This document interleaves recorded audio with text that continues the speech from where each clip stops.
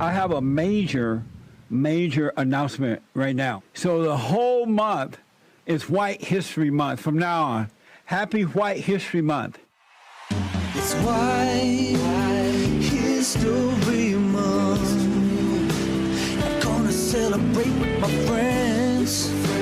It's White History Month. So be sure to tell everyone there will always be different months to celebrate. This month's gonna be White History. uniting the races with truth instead of dividing them with lies. We're also rebuilding the family by rebuilding the man. I am Jesse Lee Peterson. Good morning. Welcome to the show. Hi, y'all. I hope you had an amazing weekend. I did. It was beyond the imagination. It was so amazing. The weather was perfect, hot, and I like the weather hot. But it was amazing. I hope you had the same an amazing weekend. Fellowship was mind-blowing. So we are uniting the races with truth, and instead of dividing them with lies, as well as rebuilding the family by rebuilding the man, bringing back, pointing back to God's order, pointing back to the order. And there is an order to life. You can get involved by calling 888-7753, 773-888-77-JESSE. And I don't have a brand new biblical question right now today. But if the Lord is willing and the creek don't rise, we will, I have one sometime this week. I can't make them up. Either I hear somebody say something interesting or something occurs to me, but I have to wait on one or the other. What? Nah, I just can't make them up. Or someone may even suggest an amazing biblical question, all right? We dealt with yesterday's... Oh, let me not jump ahead of myself here. We have every way that you can watch and support the show listed on jesseleepeterson.com/show, jesseleepeterson.com/show. And if you're out and about and you're running around this morning, this evening, this afternoon, late tonight, or last night, it all depends on where you are, you can, no matter what you're doing, working out, traveling, you could be listening to the show on your iPhone or iPad by calling the listen line on TalkStream Live at 605-615-4131.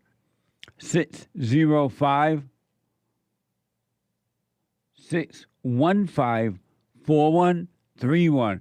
And to donate and have your comments read out loud, go to buymeacoffee.com. Buymeacoffee.com/JLP Talk. Buymeacoffee.com/JLP Talk. And, or Bond JLP Cash App. Bond JLP Cash App. Amazing fellowship yesterday. And if you were not there or didn't watch it live on rebuildingtheman.com/church,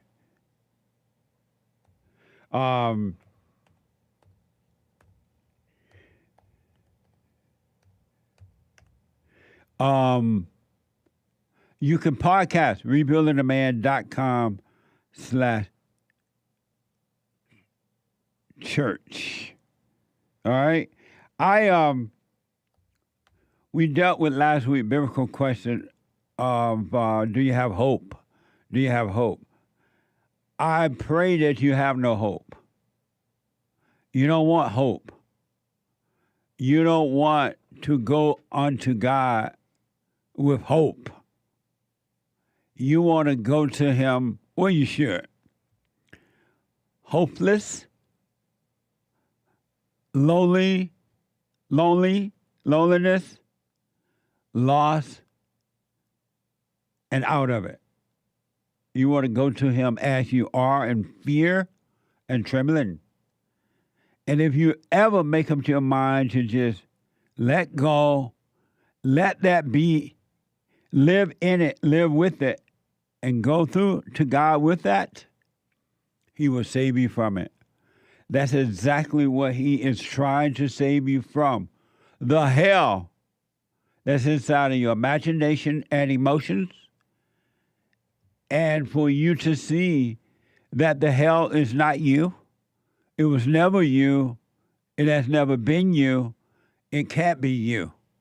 But because you have identified all of your life with the hell you, calling it you, believing it was you, building on it, you have identified with it, and now you do not want to give it up. You don't want to give it up. Most people, I venture to say nearly all, except a few, a handful, most people do not really, really want to give up the hell. They don't want to.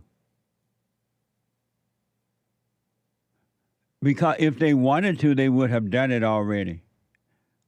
But they don't want to give it up because their misery, they have been identified with their misery, false happiness, false sadness, false anger, false happiness, freedom, and joy, whatever they have. If I give that up, who will I be? They say. What will I be? They say. There was a young man at our meeting yesterday from New Jersey. He talked about that. He had the near spiritual death experience, and right at the door of it, he couldn't do it 2 times. He couldn't do it because fear. He felt the evil spirits of fear, and it just felt like him. It was so wicked and so evil and so afraid, he couldn't bear it. He let it go because he believed it was him, so he went back.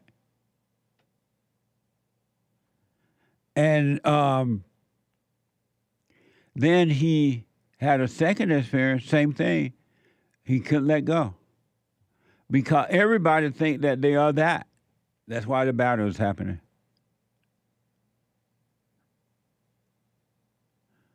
That's why it is happening. You don't want to let go. You do not want to let go. You love your misery.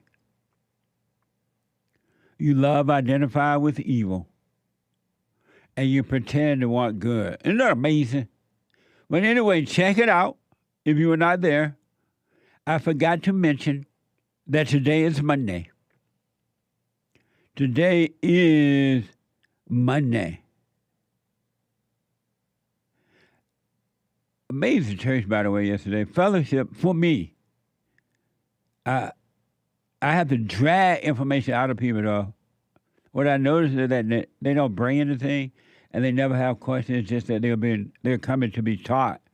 That's not a good thing, folks. I'm pointing you back to the teacher within you, and when we get together, we should be coming to edify. But most people just don't do it. I don't know what they do during the week. They don't work on themselves or something because they bring nothing, zero. But 1 or 2 does once in a while. 1 or 2 do, they bring something. It is Monday, and I forgot to mention, for those who don't know, every Monday, and we take all calls, male and female, whatever situation, but every Monday is Female Monday.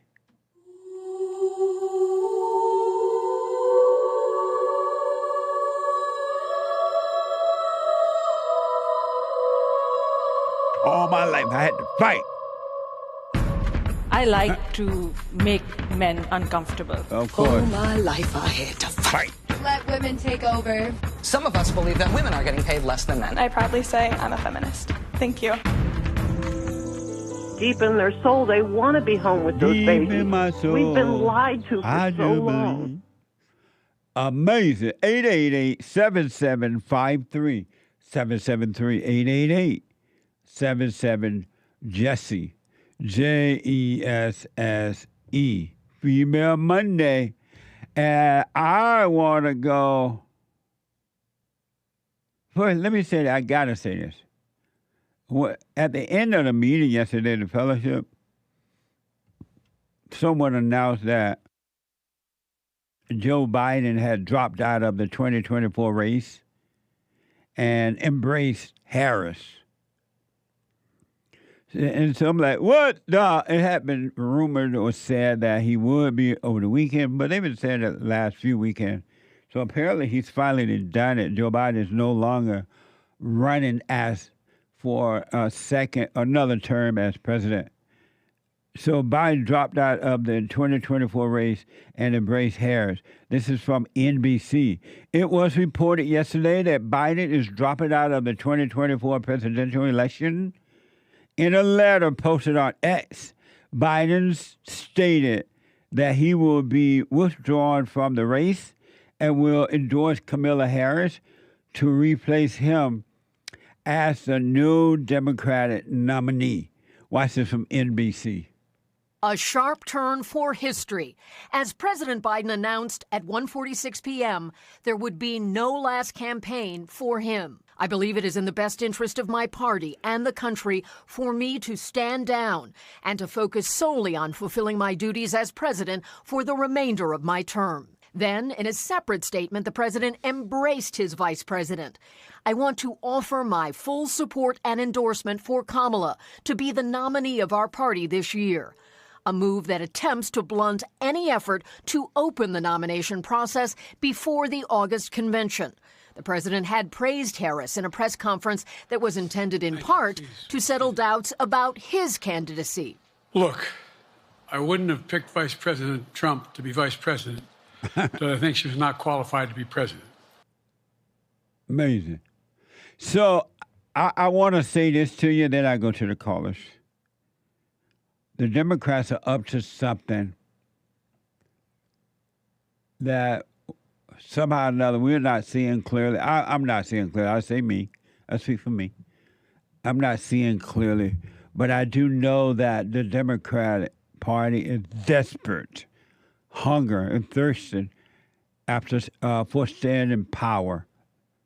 They want to stay in power because they have caused so much damage and they have so much control over we the people in America. And they have not done one thing for America, but they are desperate to stay in power, and they would do anything necessary, no matter what it is, as long as it's wrong, to stay in power. And so all this little game back and forth, Biden going to resign, he's not going to resign, Biden is resigning, Biden is not resigning, all this stuff. And then when Biden did the debate with President Trump, the Great White Hope, the Democrats pretended they just discovered that he was having some type of mental issue going on. I don't know what it is, but it seems to be mental.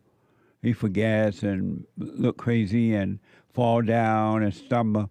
They pretend they just discovered that during the debate. Everybody else saw it. We all saw it, but the liberal media and the Democrat representative.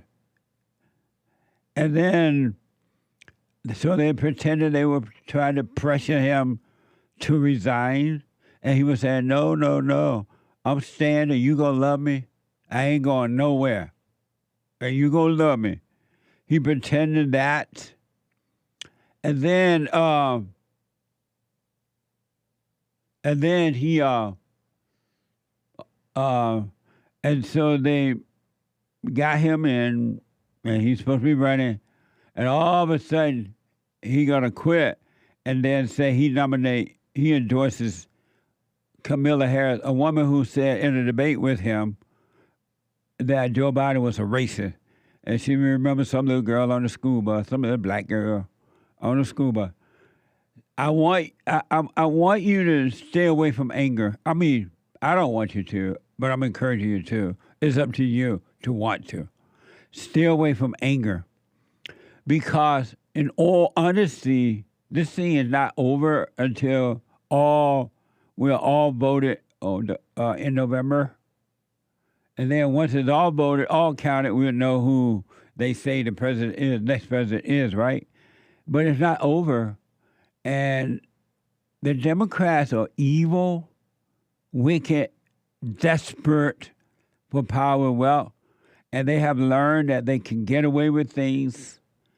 And so I urge you, pay attention, but don't be emotional about it. Don't get angry because however this thing turned out in November, you'll be ready to accept. I mean, not overreact to whatever it is. Not accept, but not overreact. Because they want you to. And come November, if it doesn't go the way you want it to go, you're going to overreact, and that's what they want too. They'll lock you down so fast it makes your head swim. So be aware. I know a whole lot of folks have voted for the Great White Hope, Donald Trump. But don't count your eggs before they hatch. All right? Have a way to see about all things, about life, period. But especially this coming election. Especially this coming election. Because it ain't over. And these Democrats are up to something. The liberal media and the Democrats are up to something that I'm not seeing clearly through what it is, but I know it's something. They playing a game on us. They're not all, I just don't believe Barack Obama all back into it. And he ain't no president no more.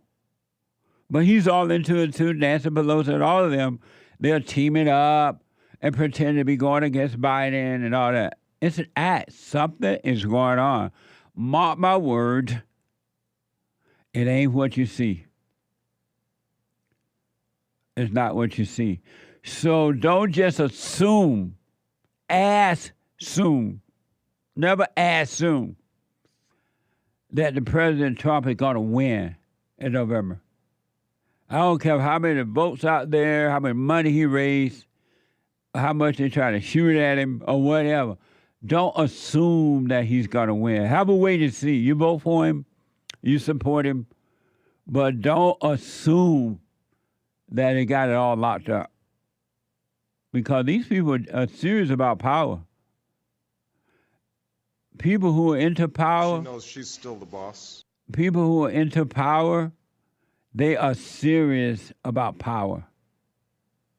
Even on a lower scale, and not just government in a big way, but think about the people in your life. Your mother. Your mother is serious about power. She has control of your father. She has control of you, your brothers and sisters for so long. And to go to her and say, I'm sorry for resenting you. I'm free now. You think you're free? I forgive you. And you ain't going nowhere. Egotistical people love power. But you're seeing it in a big way in the government. You're just seeing it in a big way. And the fight that's going on behind the scenes, no one except the people involved and the people who are aware of those who are involved have the depth, know the depths of how serious the fight is for power. All right, so just a little warning. You're not seeing what's really, really going on. And I just don't want you to be, when I say I want you to be, you should be encouraged not to be so set up and unconscious that you just assume Donald Trump is going to win the Great White Hope. And then if he doesn't, you're going to be stunned, you're going to be angry, you're going to overreact. You will regret it.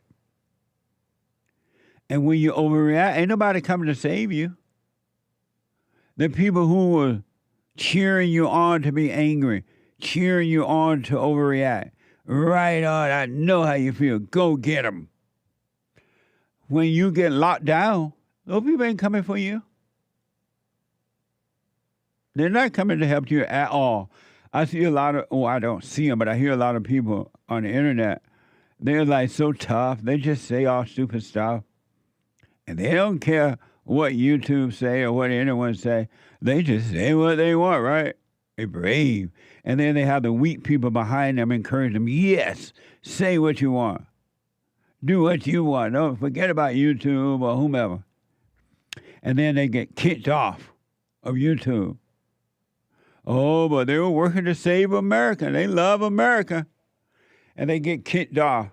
And the last people that help them get back on or around when they need them are the ones that encourage them to be stupid. Those people ain't around to help you no more. They were never your friends. What you really don't know, and I understand it. I used to be blind like that too. What you really don't know, you have no friends. You have no family members. Yes, you came from a word called family. Yes, you have a dad and a mama called family, brother, sister, but they don't care about you, period. I can't tell you the story of men and women who woke up, spiritually woke up, really woke up. And the first thing they did was went to their family members and were trying to encourage them to wake up, wake up. You're asleep, forgive. And their family turned on them. They built armies against them. And now they have no one. They never had them in the beginning, but family members have turned on them. Human beings. I am telling you the truth and nothing but the truth. Human nature, human beings are evil. They have no love.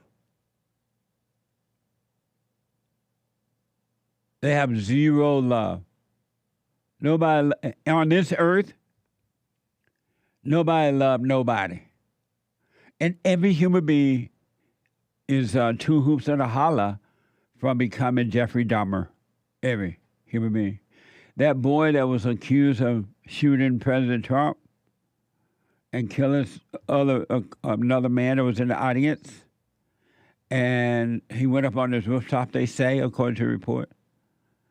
Every human being is two hoops and a holler from doing that. Anyone, I promise you that you could bank on it. Anyone that has anger is a murderer. Anyone, and everyone has anger until they forgive, and God will forgive them and take the spirit of anger away from them. But anyone that has anger cannot be trusted. I don't care who it is, how close you're supposed to be or not, husbands or wives. Look how bad husbands and wives treat each other. They have anger. They don't have love for one another. What the? So I'm just telling you, watch out. Don't overreact. Be aware. Don't assume that the Republican got this wrapped up. Because even if they got it wrapped up, if they have it wrapped up, the Democrats ain't playing. The Democrats ain't playing. They ain't going nowhere. And you going to love them. They want powerful. They want to just think about the things, the power they have had the last 3.5 years or so. The borders are wide open, but they tell you the borders are closed. It's not that bad. Economy is bad, but they tell you, no, we help the economy. They ain't put one dime in the economy, right? The crime is through the roof. I went into one of those Save-On-like stores, drugstores. I forgot what they call now. Drugstores. And it was CVS, thank you. And it was, when you go up and down the aisle looking at the shelves, trying to find your item, they had rows and rows of shelves totally empty. Nothing there. Nothing. Everything was taken away. So I'm like, what the? Where's the merchandise? They said, well, the people come in every day. And they take it and just walk away. And they were telling me that some people park their cars out there because you are allowed by law to steal or take up to $1,000, near $1,000, whatever. And they'll come in and take the $1,000 worth of stuff and go and put it in their car and come back and take another $1,000 worth of merchandise. And the only thing the workers do is sit back and watch it happen. And then when you go into the store and you go into the store to buy your product, and there's nothing there for you. The Democrats are desperate. They have caused all these things to happen by changing the rules. They changed the law to protect the criminal and then lock up the good citizens.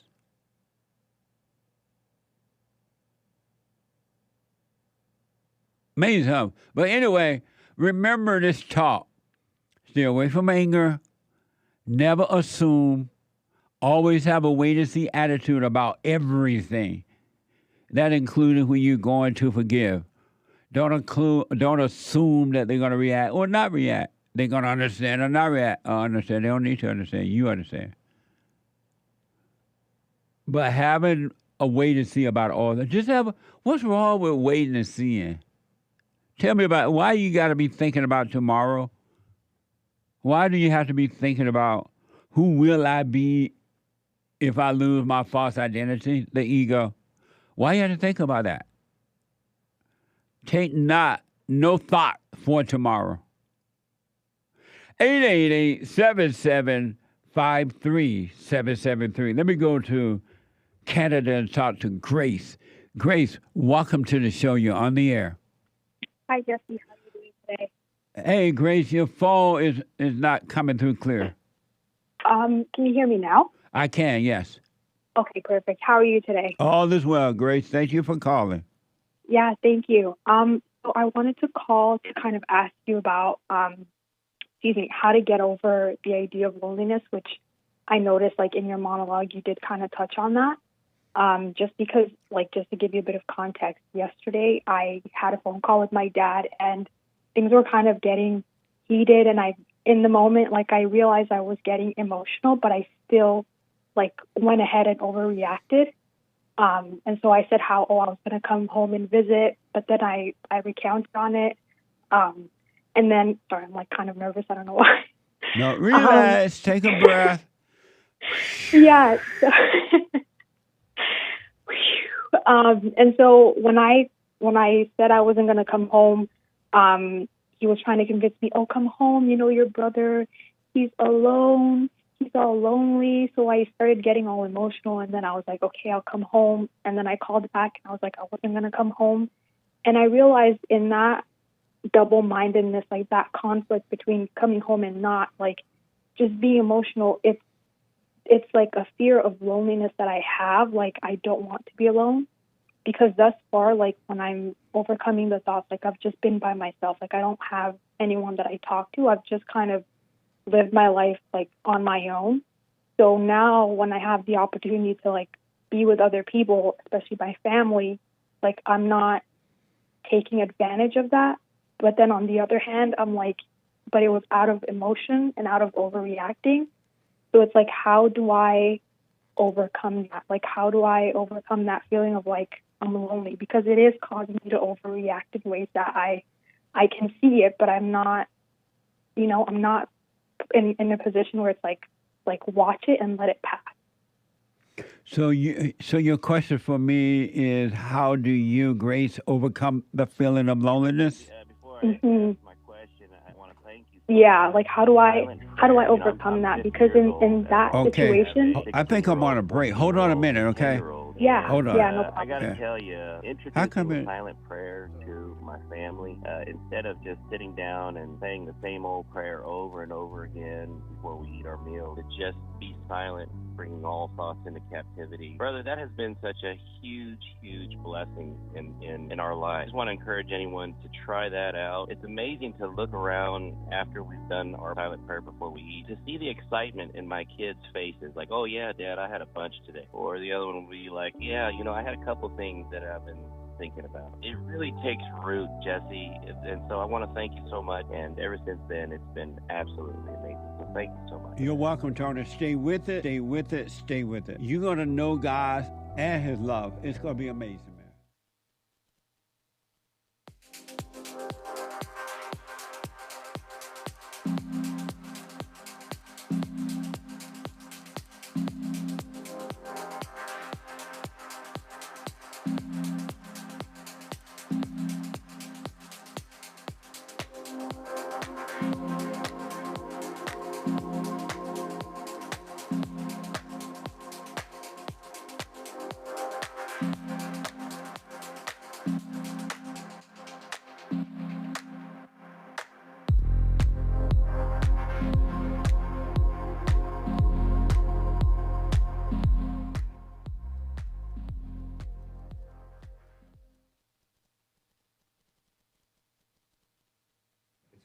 It's fun.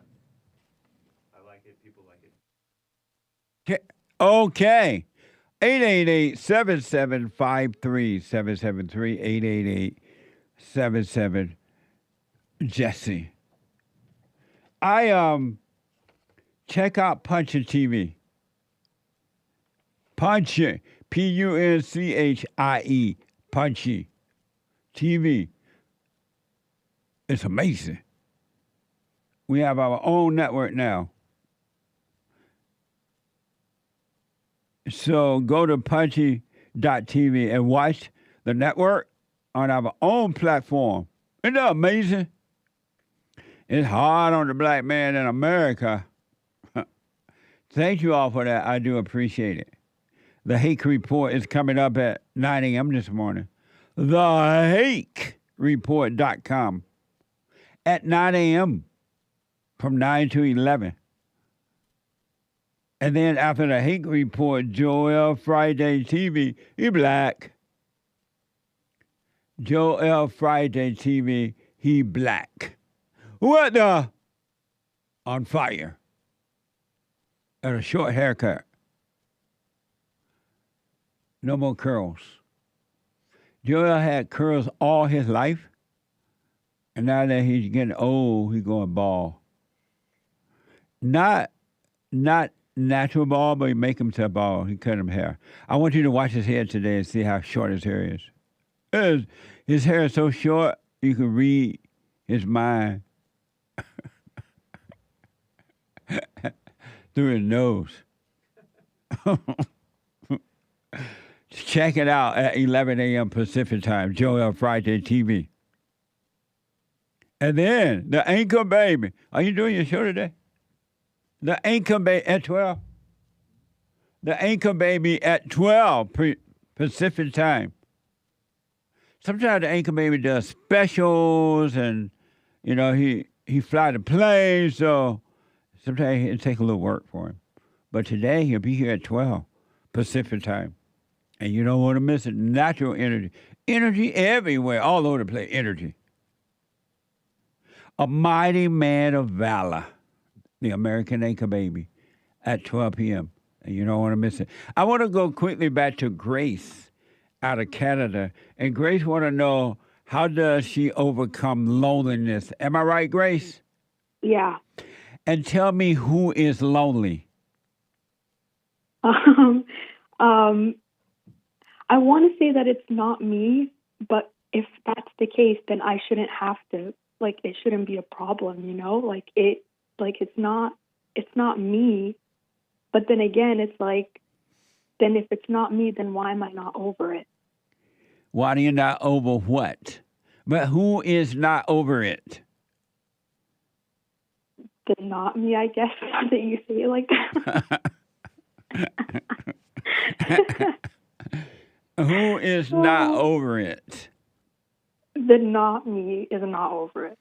And how can the not you not be over it?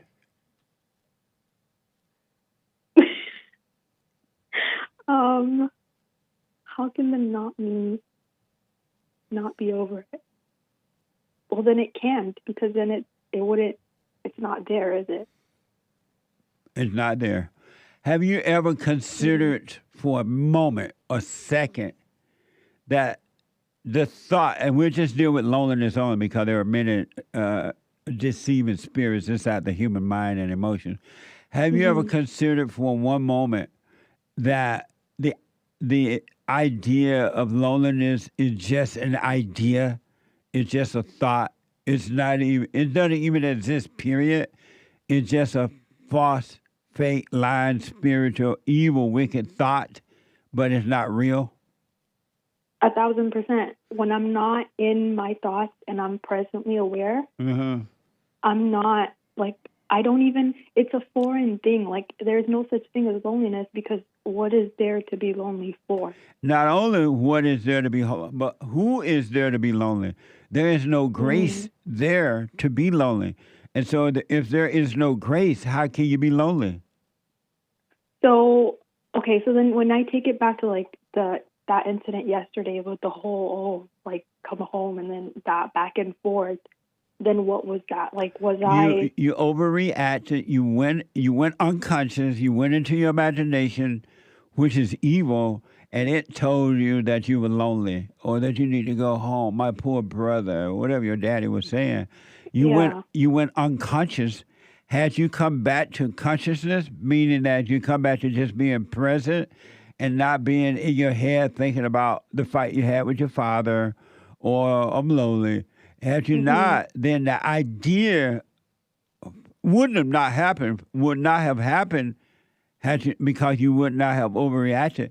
But because you overreacted, had you come back to present, that thought, that idea would have disappeared. Okay. It's just a thought and emotion. And that's the thing that human beings don't want. Ego. It's all ego. It's all pride. But that's the thing that human beings don't want to die from, because they say if they die from those false ideas, who will they be? They feel like they won't be anyone. They won't have anything to identify with, no one to identify. So they want to hold on to that. So even now, like, the fact that I've been on my own for this long, because it's been like 3 years straight. Right. It doesn't mean anything that I feel that way. Nope. Like, it doesn't even matter. It's not even matter. It's not you, and it's not real. You're just unconscious. You're living in a time zone of past and future, and that's where evil and all his little demons dwell. And that spirit of loneliness is an evil demonic spirit that the world has called loneliness. And so they've told you are lonely, so you grew up believing that you were lonely. And even when you're around a crowd, you're still lonely. Yeah, that's I won't even deny that, because that's so true. Like, that's, like, I'll go out on my own and then I'll see groups of people and I'm like, oh my gosh, like, this is not normal that you're by yourself. Why? Yeah, you know? Yeah. So that's just live in it and just see it. What I would highly recommend, Grace, is that you come back to consciousness. Don't call those things. Stop calling them you. Never say I'm lonely, and don't let your daddy. If your daddy tell you that, don't fall for it. Okay. And you can't do anything about your brother being lonely. That's his problem, not yours. He got the same demons that you have. Yeah. You're not your brother's keeper. I'm not my brother's keeper. Though I be strong and weaker, before you judge me, why not try to love me? Yeah, that's a great song. Yeah. But yeah, that's the one thing I had to forgive my parents for, is that anytime they wanted something from me or they wanted me to do things, like, they would use my brother all the time, like, oh, you see your brother's going through this and going through that. And it's like, in that moment, yeah, I overreacted, because it was like going back to that hell again. Yes. When they do that, just tell them, you know what? Don't tell me about my brother. I'm not my brother. That's your baby. It ain't mine.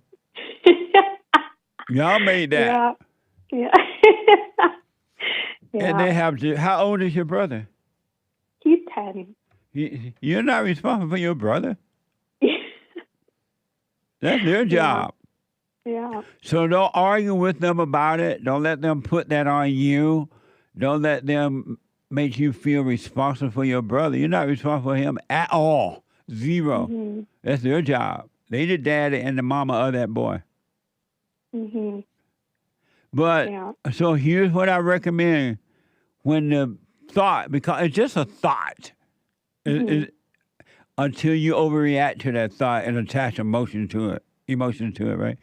But when that thought comes, just know that, watch it, stay with it, meaning that don't try not to see it. You want to see it, but don't call it you.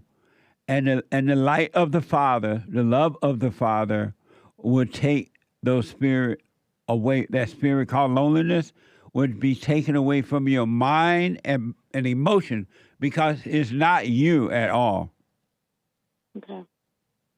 So don't ever call it. Stop calling these false identities inside of you. They are not you.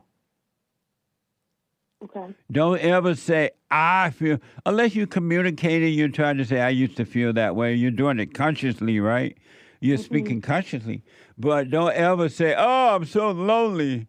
I am so afraid. I am so this and I am so that. Stop saying I, because you're calling evil you and you identify with it. And then you don't want to die from that false identity.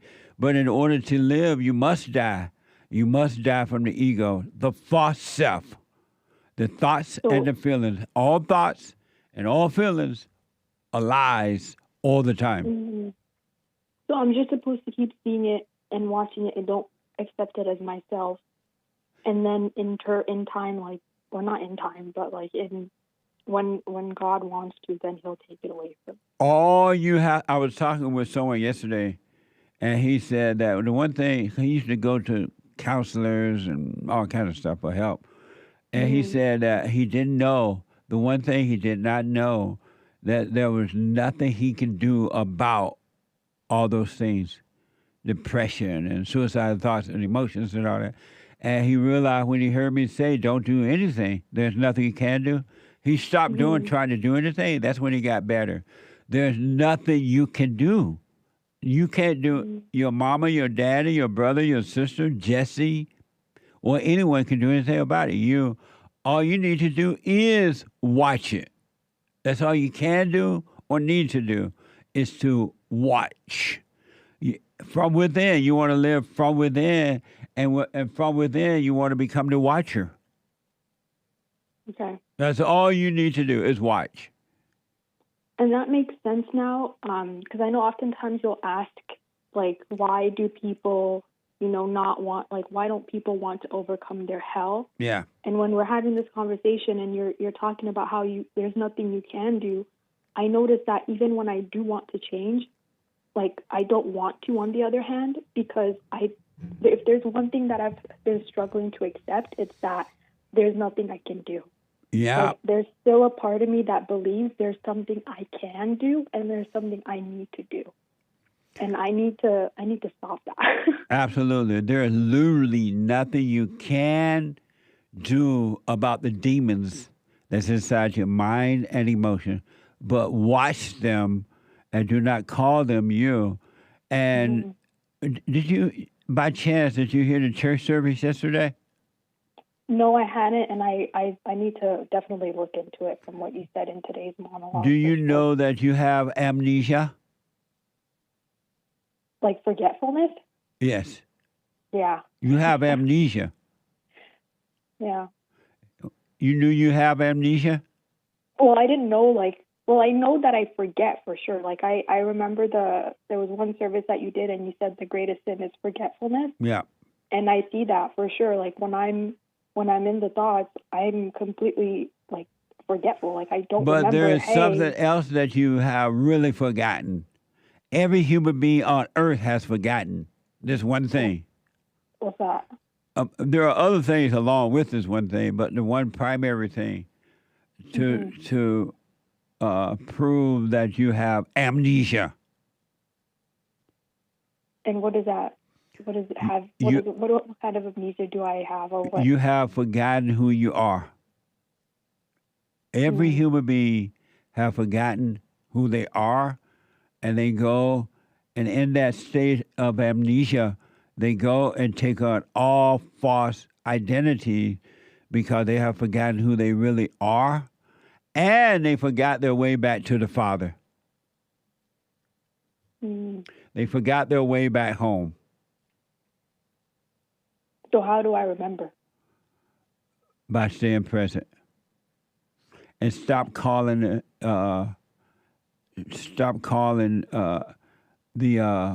false road signs along the way back home. The sign of the sign of loneliness, the sign of depression, suicidal thought, along the way, the sign of this. Stop calling them you. Stop calling them the right sign. And you will appear when you stop identifying with the wrong you, and you'll find your way back home to the Father. Because that's what human beings are looking for. They want to remember who they are. Well, most people don't, but those who want to. They won't remember who they are. Nobody knows who they really are. They don't know who they are. You ask people, who are you? Who are you? Who are you? I'm a doctor. No, that's what you do. I'm a child of God, they say. No, that's who you think you belong to. I'm this. They tell you what they do. They never can tell you who they are. You forgot who you are, and you forgot the way back to the Father, back home. And what's it like?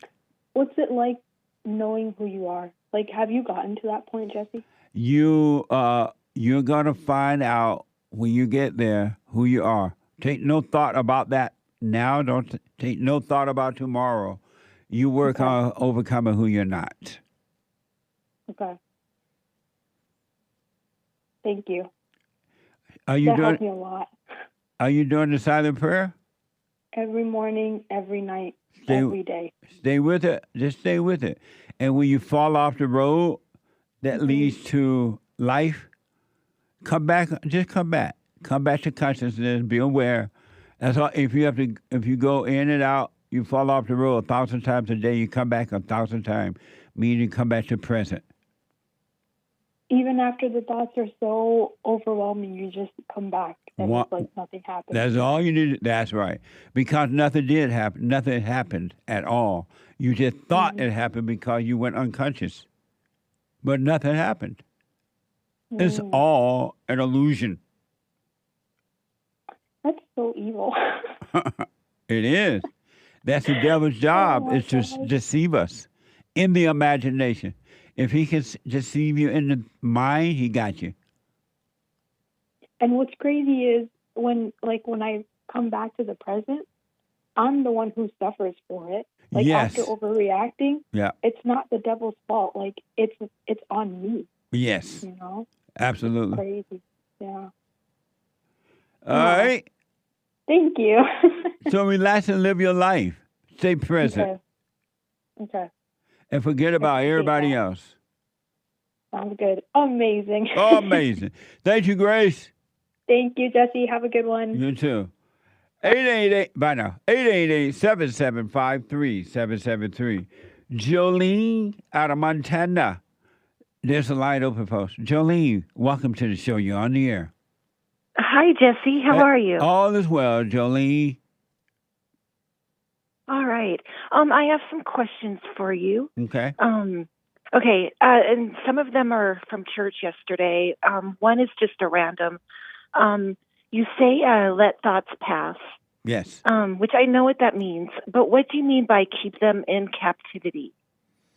Meaning you just watch them and watch them and watch them. And don't you try to control them. Don't try to deny them. You watch them, and the light of God will destroy, because they're spirits, they're evil spirits too, and the light, which is love, will destroy them and take them from you. Don't try to change them. Don't try to run away from them. Meaning, don't go and watch TV while you're feeling that way. Don't make a phone call while you're feeling that way. You stay with those thoughts. And the light will destroy, to take those demons away from you. So it's kind of like facing your fear, because I don't like going through the thoughts. Yeah, it is facing your fear. And you're going to see, if you face it, you're going to see that it was never your fear. It was never your fear. You are not, the real you don't have fear. The fake you that you have identified with, it's the fear. Got it. Okay. All right. Because I fight against the thoughts, or I try to change the thought. And how do you fight against them? It's kind of hard because they come back. I just try to change my mind or a different thought. I don't know, think about tomorrow, or I don't know, think about the gym or something. And why are you playing God? You can't defeat evil on your own. I know. So why fight evil? All you're doing is giving into evil when you try to fight it. Okay. Why fight with it? I know it's useless. Why fight with it? I don't know. I'll stop doing that because Yeah, that makes no sense. If you want to win the spiritual battle, this is something, Jolene, I promise you. I'm telling you, if you want to win the spiritual battle, you got to stop fighting within, and you got to stop fighting with the devil outside of you, inside of other people. Lay your weapon down. There's no reason to fight. If you want to win this war, stop fighting. That's what I thought.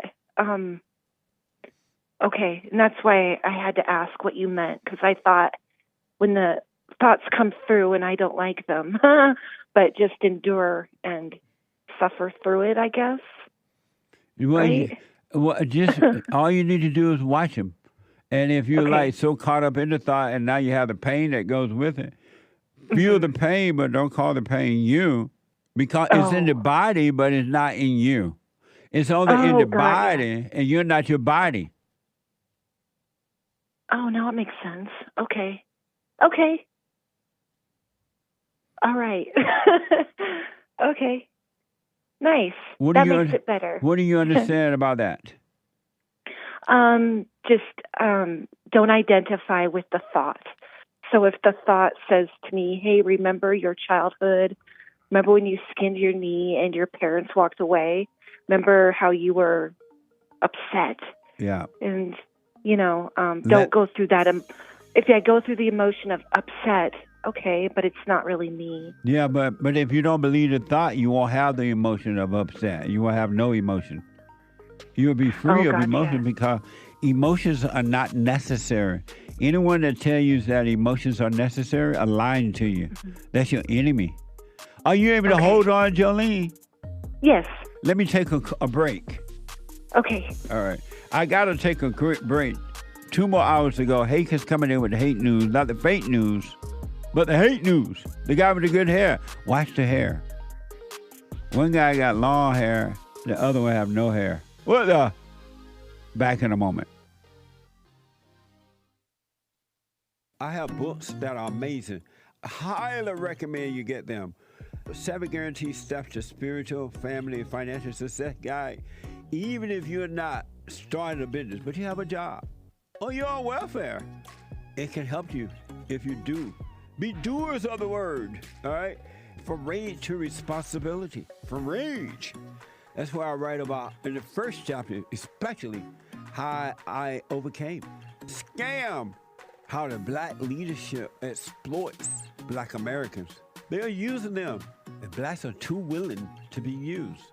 And then my last book, The Antidote, Healing America from the Poison of Hate, Blame, and Victimhood.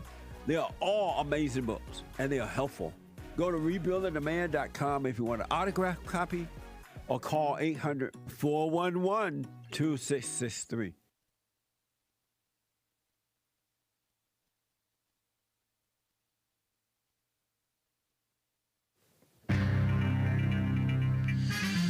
A whole lot of mess going on in the world. This is the end of hour 1 of the Jesse Lee Peterson Show. It is Female Monday, a very female Monday. Shout out to the ladies. Great calls, ladies. JLP will be right back to your calls. Hang tight. The lines are full, guys. Hake news, not fake news. A little update. Our greatest president, Donald J. Trump's security detail, his private security detail, had complained that they were not being given enough resources and personnel by the Secret Service over the past 2 years. This is according to Commie Nonsense Network, their little Sunday report. And the agency acknowledged that they did deny some requests of the Trump security detail. Investigators believe that Trump's would-be assassin, the guy who tried to shoot him 2 Saturdays ago now, he flew a drone over the rally site the day of the shooting. Wow. Smart young man. Not that smart, but clever. What a mess. Evil. A little update, too, on that CrowdStrike down that took down Microsoft, lame-o Microsoft. Shout out to Microsoft. Additional flight cancellations were expected through this past weekend as airlines recovered from a global, explain that, flat earthers, tech outage. that has left thousands of passengers stranded. What a mess. Businesses, government agencies, banks, and schools were also affected by a cybersecurity firm's flawed software update. That's CrowdStrike. 8.5 million Windows devices, according to Common Nonsense Network, CNN this morning, were impacted by this past Friday's global internet outage. According to Microsoft, the outage was caused by a software update rolled out by CrowdStrike. You've heard of them. I've heard of them. Not much about them, but it's a major U.S. cybersecurity firm. The issue led to the cancellation of more than 5,000 flights worldwide, disrupted businesses, governments, banks, and some hospitals. Even in Israel, I think I heard. While CrowdStrike has apologized, they have not mentioned whether they intend to compensate affected customers. That's a lot of compensation. What a mess, huh? Crazy. Anyway, Evan Gershkovich, the first American journalist arrested on espionage charges, a suspected spy, according to Putin, in Russia since the Cold War. He's been found guilty of spying and sentenced to 16 years in prison by a Russian court. It's a case that the United States has denounced as a sham. Is the United States one to talk? I don't know, but it's a mess. We're pulling for you, Evan Gershkovich. Chin up, King. And Sheila Jackson Lee, longtime Democrat female congressman, a black from Texas, outspoken supposed advocate for black Americans. Yeah, right. For decades, she was against blacks. She was evil. She died, though, at age 74, the tender age, gone too soon. Sheila Jackson Lee. Who am I to say gone too soon? But that's what I say sometimes. She announced in June she had been diagnosed with pancreatic cancer. Rest in peace, Sheila Jackson Lee. What a mess, huh? Today is Monday, right? Secret Service Director Kimberly Cheadle. She's going to testify before the House Oversight Committee in the wake of the assassination attempt on Trump. In an interview with Common Nonsense Network, CNN, last week, Kim Cheadle said the Secret Service was solely responsible for the implementation and execution of security at the site of the rally, where Trump was struck in the ear by that bullet, or round, whatever you call it, adding that no assets from the agency were diverted from the rally that day, even though there were other events in the state requiring the agency's protection. The shooting also left one rally attendee dead. Remember that guy? Corey Compertor. If I'm butchering his name, I apologize. And two others were in critical condition. Are they still in critical condition? Kim Cheadle is facing a flurry of questions about how a gun, I call it gun male, not gun man, was able to get a clear line of sight to Trump at the rally site.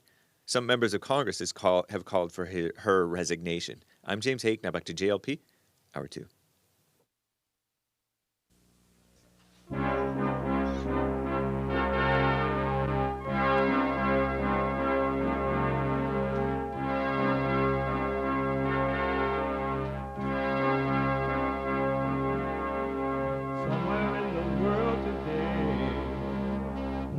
To stand up strong, think the truth about themselves, to understand what went wrong. I know we can find a way.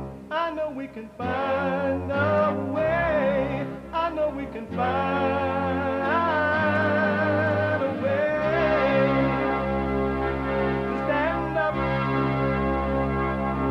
stand up.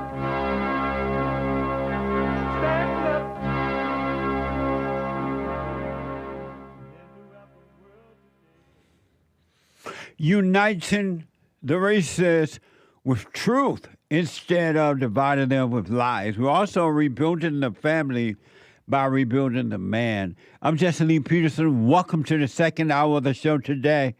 You can get involved by calling 888-7753, 773-888-77-JESSE. And no biblical question yet. Not yet. You can listen to the show if you're out working out or you're stuck at the airport because the computer system went down and you're stuck for hours at the airport. Good morning to those who are stuck in airports. Or you're working out, or you land up at a beach, or you're smashing, grabbing, or you're just walking to the drug, CBS, taking a stop. Whatever you're doing. Or you're beating up on your husband or your wife. Whatever. You could be listening to the show on your iPhone or iPad. Or you can podcast after you're done with whatever it is you're doing. But you could be listening live by calling 605-615-4131. 605-615-4131. And to donate and have your comments read out loud, go to buymeacoffee.com. Buymeacoffee.com/JLP Talk. Buymeacoffee.com/JLP Talk. Or Bond JLP Cash App. Bond JLP Cash App. All right? It's Monday. And for those who don't know, you might be new, you don't know, every Monday is Female Monday.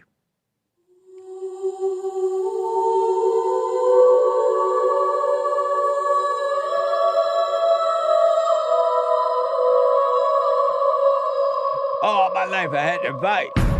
I like to make men uncomfortable. All my life I had to fight. Let women take over. Some of us believe that women are getting paid less than men. I proudly say I'm a feminist. Thank you. Deep in their soul, they want to be home with those babies. We've been lied to for so long. Amazing. Happy White History Month. July is White History Month. We have a White History Month moment coming up for you in the next hour. You don't want to miss it. White History Month. Let me go back to Jolene. I had to put on hold there. We ran out of time. She had a few questions. Jolene, thanks for holding. Go ahead. All right. I forgot where we left off.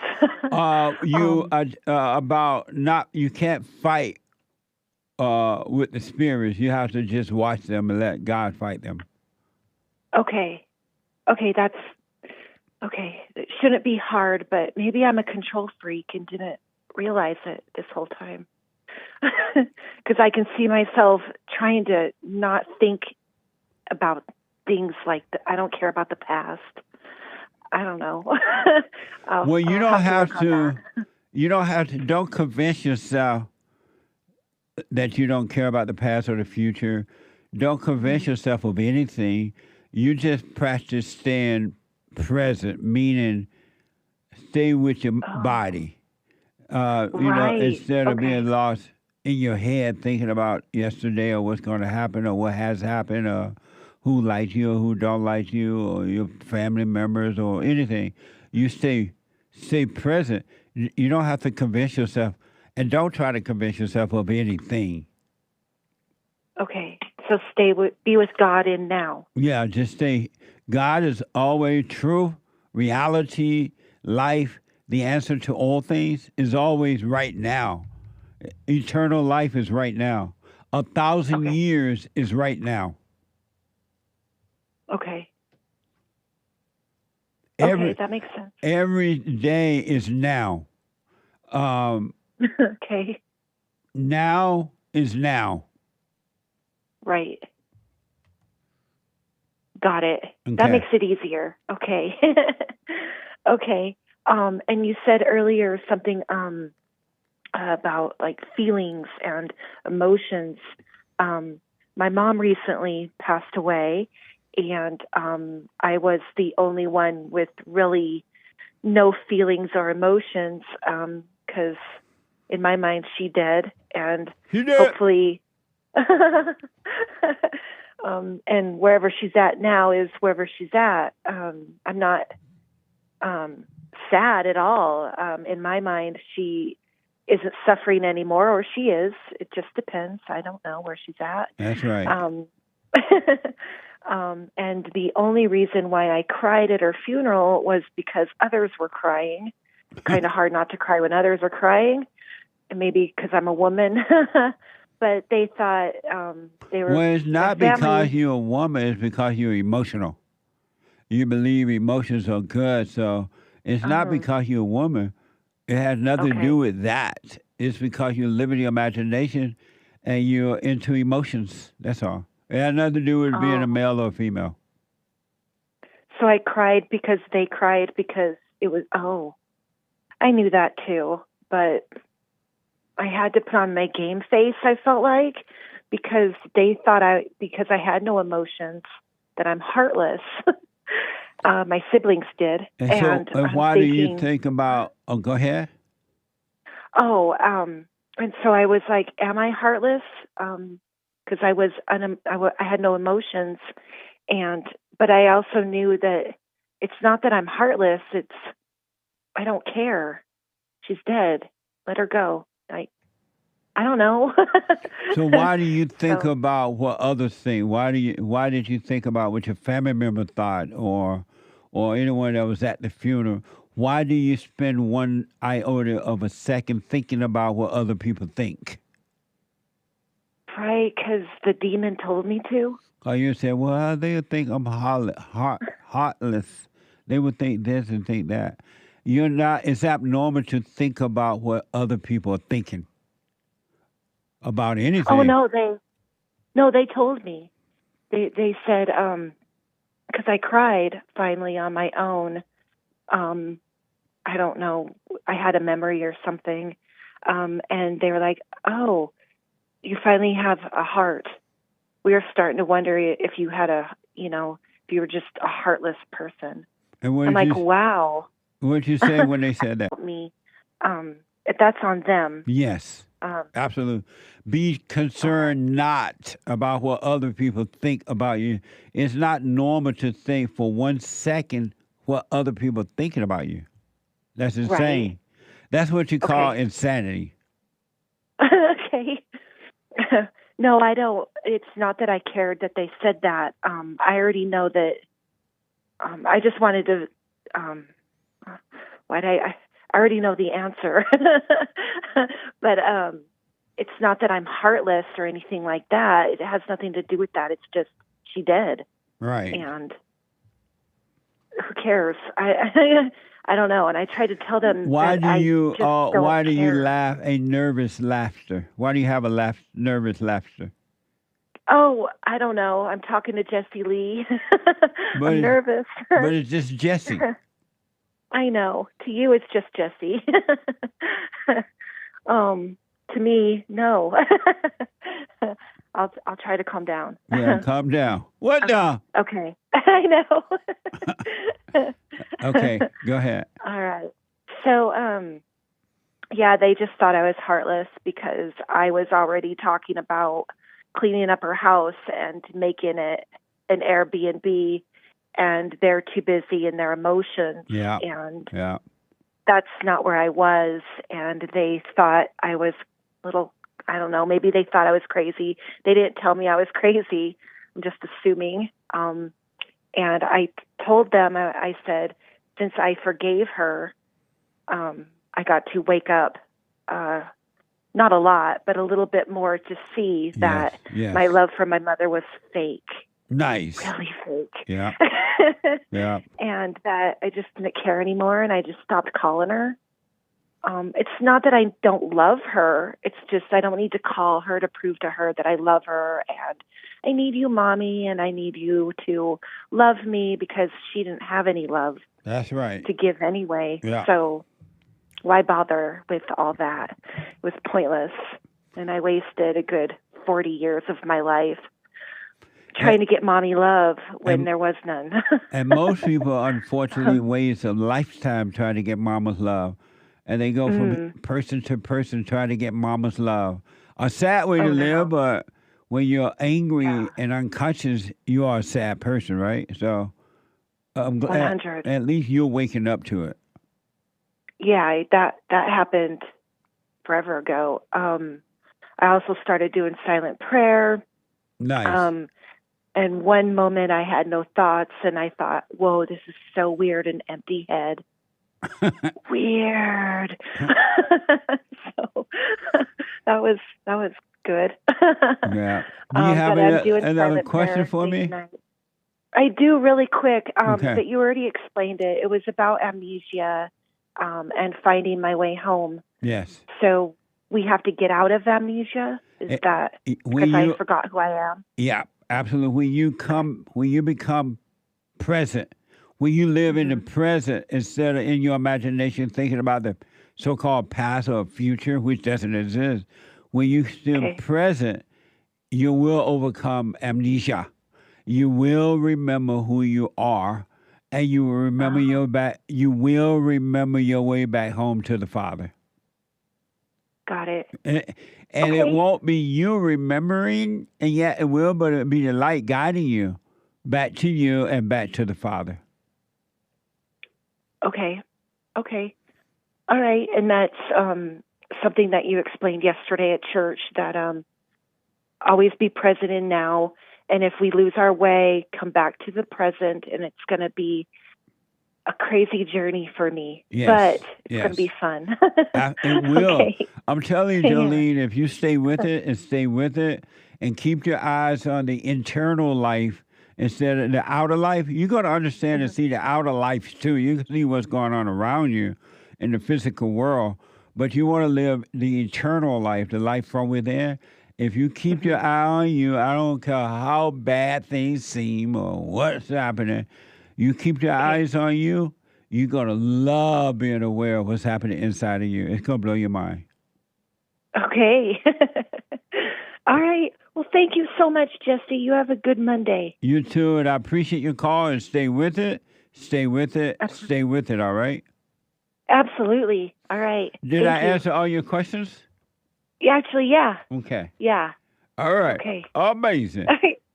Amazing. Amazing. Take care, Jolene. Let me go to, there's a line, 888-7753-773.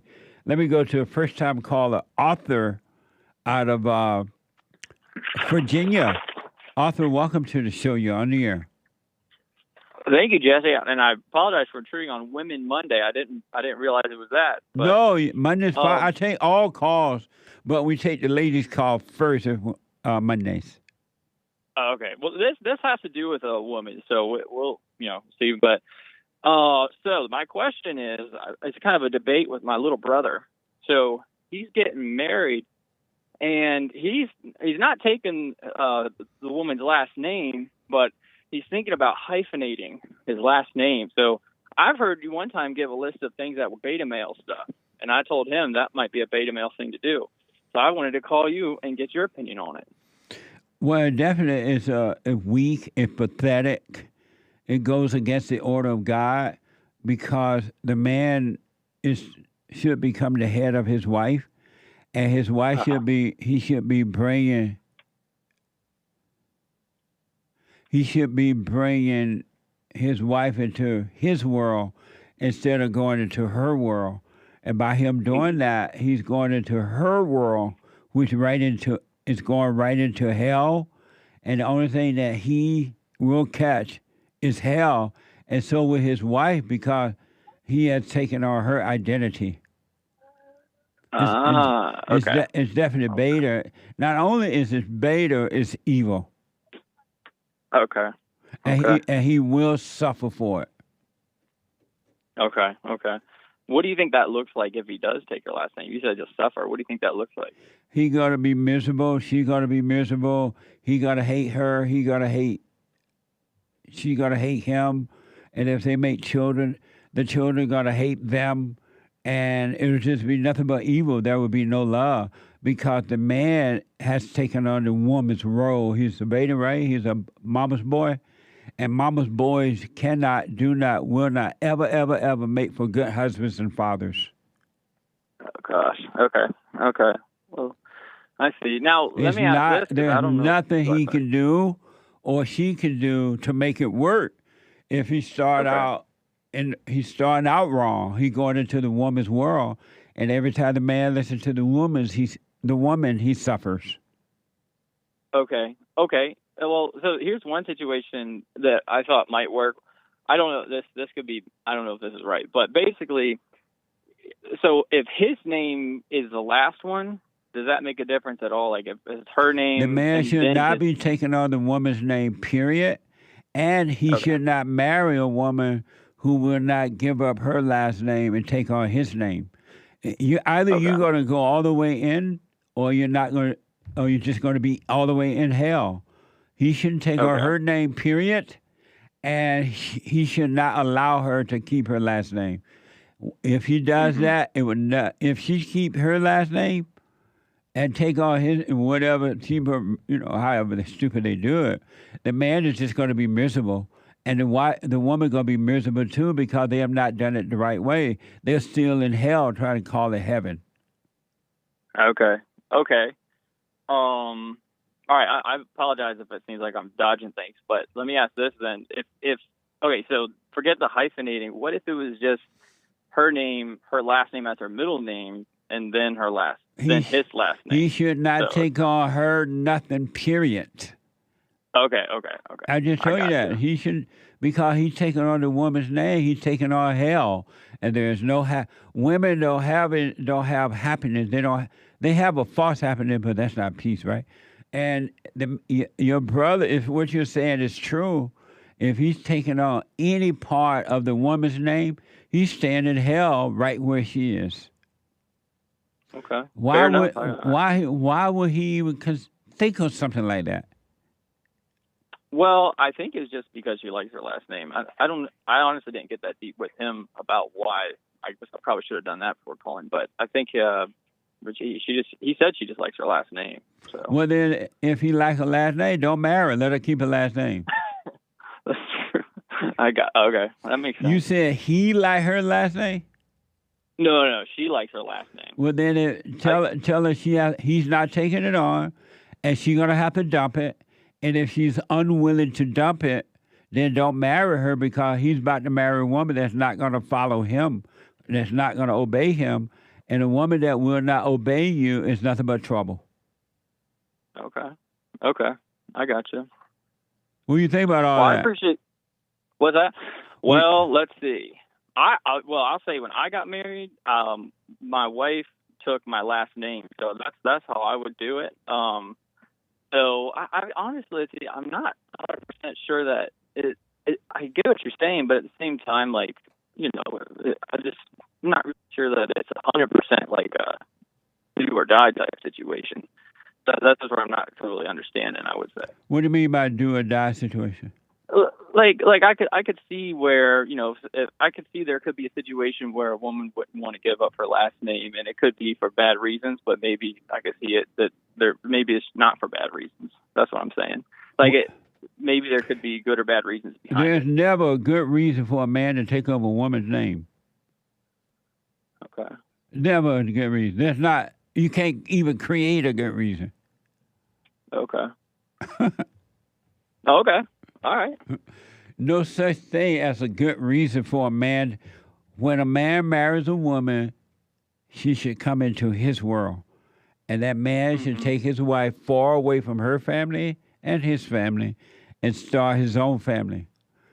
And if a man is taking on any aspect of the woman's last name or name, and if she is refusing to drop her name and take on his name, it's just pure hell. You're getting married in hell, and it ain't going to work. Okay, I see. Because it's not the order of life. It's not the order of the natural order of God. So it's not going to work. Okay. All right. I did have a question. Is this the podcast or the radio show? Can I find this, to send to him, send him what we talked about? Yeah. How? I mean, how can he? I'm asking the staff right now. Hey, Arthur. Yeah, this episode will be up on the YouTube channel afterwards. You can find every way to watch the show on jesseleepeterson.com/show. But wherever you're probably watching it already, either Rumble, YouTube, today's episode will be up with today's date. Okay. I've seen some of them clipped, but it's not going to be clipped. You mean on the YouTube channel? Yeah, just go to the live section and you'll find today's episode. He said he been seeing clips. Will this be on a clip? Well, that'll be up to the clip maker. We'll see. But okay. But it will be in the live show for sure. Okay, I appreciate that. Do you know how to find the live show? Is it just on YouTube? Correct, in the YouTube live section. Yeah. As opposed to the gotcha. video section. JLPpeterson.com. Okay, I appreciate it. All right. Does your wife obey you? I believe so. Yeah. Does your wife obey you? Yes, she does. All right. If your brother take on his wife, any aspect of his wife's last name, or if he doesn't make her drop her total name and take his name, she ain't never going to obey him. It ain't going to happen. It's just going to be hell. Okay. All right. He's not supposed to go into her world because the woman's world is evil since Satan is the woman's God. Oh. The God above is the man's God, and the God below is the woman's God. I've heard that before. Do you believe it? No, I don't. To be honest with you. You don't believe that the God below is the woman's God? No, I don't believe that. Why don't you believe that? Well, I think just plainly because when I study the Bible, I don't really see that. You don't? I've heard I've heard your explanation of it. I don't think it sounds right to me. And what were my explanation of it? So I've heard. So going back to the Garden of Eden, I heard you explain the whole thing where essentially like the woman obeyed the snake over her husband. Yeah. And so I think that you do read a little bit into the text when you say that. I think they both disobeyed God. But, so did the woman disobey her husband and obey the devil? Yes, she did. Oh well, actually, and did the man disobey his father and obey the woman? I think that's part of it. Yeah, I do think it's part of it. No, I'm just asking you, did the man disobey his father and listen to the woman? No, I don't think so. So Adam did not disobey his father and listen to his wife? No, I think he disobeyed his father and listened to the snake. I think that's what it is. Did the Bible say he listened to the snake, or did it say he listened to the woman? Well, it said she turned her. What does it say? It says she turned to her husband, and I forget exactly what it says. Did God say to Adam, "Because you obeyed the snake," or did He say, "Because you obeyed the woman"? I'm sorry, I don't have it pulled up. You already know what it says, man. You just want to admit it. You already know that scripture. It says to the woman, because you disobeyed your husband and listened to the serpent, you shall suffer. And childbirth and all that stuff, right? And the snake became her God. The snake became her God. And God said to the man, because you listened to the woman, you're going to suffer. And the woman became his God. Is that true or not? I would say that technically the words you're saying are true, but I don't think that's the whole So picture. if technically the word is true, why are you doubting it? Well, it's just like I could say, like if somebody says something but they say it sarcastically, you have to take in the context of the whole situation. So the words you're saying are not necessarily true. So what part of what I said is not true? Let's do it real fast because I got to run. Did the man, did Adam listen to the woman? Let's see. Adam did listen to the woman. It does say that. And did the man suffer as a result of listening to the woman? Yes, he did. And did the woman listen to the serpent? Yes, she did. And did the woman suffer as a result of listening to the serpent? Oh yeah. That's so. Right. Then why are you not understanding that? Well, I get that. That all makes sense. It's just... why are you trying to disagree with that? Then it's clear what happened. You're trying to say it didn't happen. No, that's good. I'm with you on there. what you're saying there is good. It's just the thing is saying, I've heard you say, like, because of that now, Satan's her daddy, and now Mama's his dad, Mama's his God, all that stuff. But it is. When the woman listened to the serpent, did the serpent become her God? Yes. And when the man listened to the woman, did the woman become his God? No. That's where I say no. And why do you say no? Because I believe, even though he did obey, that was what he got in trouble for, obeying the woman, but it's ultimately he disobeyed God because God told him. What did God say? Because you disobeyed me, or did he say because you listened to the woman? Well, yeah, he said because you listened to the woman, but I don't think you could say. Why you don't want to accept that? Since God said it, why you don't want to accept it? Well, I know God did say that. But why can't you just accept that, knowing that God said it? Well, because if you look anywhere else in the Bible, we don't get to say that, this person made me do it. Like, we are ultimately responsible before God for our sins. So you're saying God should not have said, because you listened to the woman or because you listened to the serpent? God said that. No. No, God said, God is always right. So why can't you just accept that then? Well, like, if I disobey my mother... We're not talking about your mama. Well, yeah, that's true. That's true. Why can't you accept what God said? No, I do. I told you I do accept that. But you try to wash it away and add something to it. Well, I think it's just because I really think it's just because I do believe if you disobey somebody you're supposed to obey, you ultimately disobey God as well. You disobey both of them. So yes, that's not true. You can disobey your mama and disobey God. What are you talking about? What the? Well, I mean, if they're telling you to do something that goes against what God said, yeah. And your mama don't even know what goes against what God said. Okay. Yeah. Well, I know what you're saying. She wouldn't know it if it slapped her in the face. But why can't you accept what God said? That's what I'm not understanding. What would happen if you saw and admitted that your wife, God, is Satan? Wait, what was the question? What will happen if I admit it? Yes. Oh, I mean, if I believed it was true and admitted it, I guess I would believe that. Well, why can't you believe it's true if God said it? Well, I really don't think that's the full picture. Like, I'm not trying to dodge it. So you saying that God did not give you the full picture?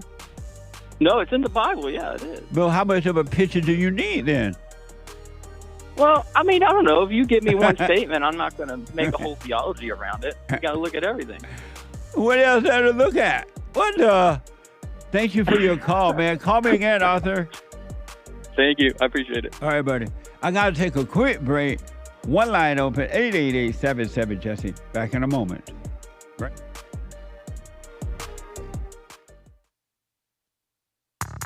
I recommend you get a copy of my book, From Rage to Responsibility. I write about how the spirit of anger was taken away from me 29 years ago. I forgave my mother who tried to turn me away from my father, and I returned to my father, and through him, my father on earth, and through him, I was able to return to God. No man or woman can return to God unless you go through the Son. And men are sons of God. There may be weak, pathetic examples of it, but it's the spiritual order of life. God in Christ, Christ in man, man over woman, and woman over children. So get From Rage to Responsibility. I write about that. Go to my website, rebuildingtheman.com for an autographed copy, or call 800-411-BOND. And donate to my nonprofit, Bond, the Brotherhood Organization of a New Destiny. We are rebuilding the family by rebuilding the man.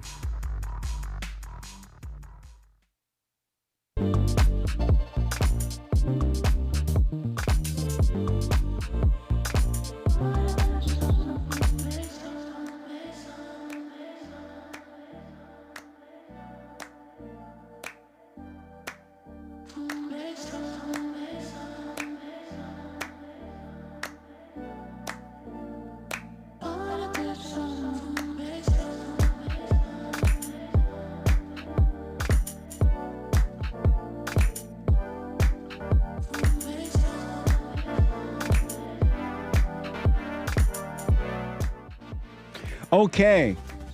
I do personal shout-outs for you. Whatever the occasion is. Birthdays, weddings, anniversaries, congratulations, encouragements, whatever the shout-out is. I will do them for you. Go over to Cameo, CAMEO.com/Jesse Lee Peterson. CAMEO.com/Jesse Lee Peterson. And support us in social media. Y'all know what to do, right? Like, follow, ring the bell, subscribe. Y'all know what to do in social media. JLP Talk on X and Jesse Lee Peterson on Instagram. Right on.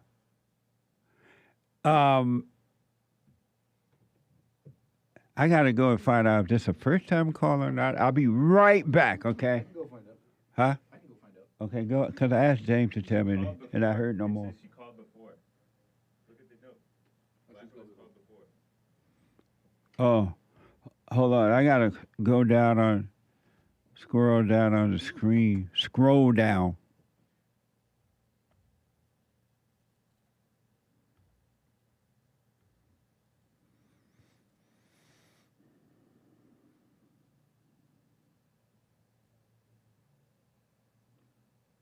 Okay.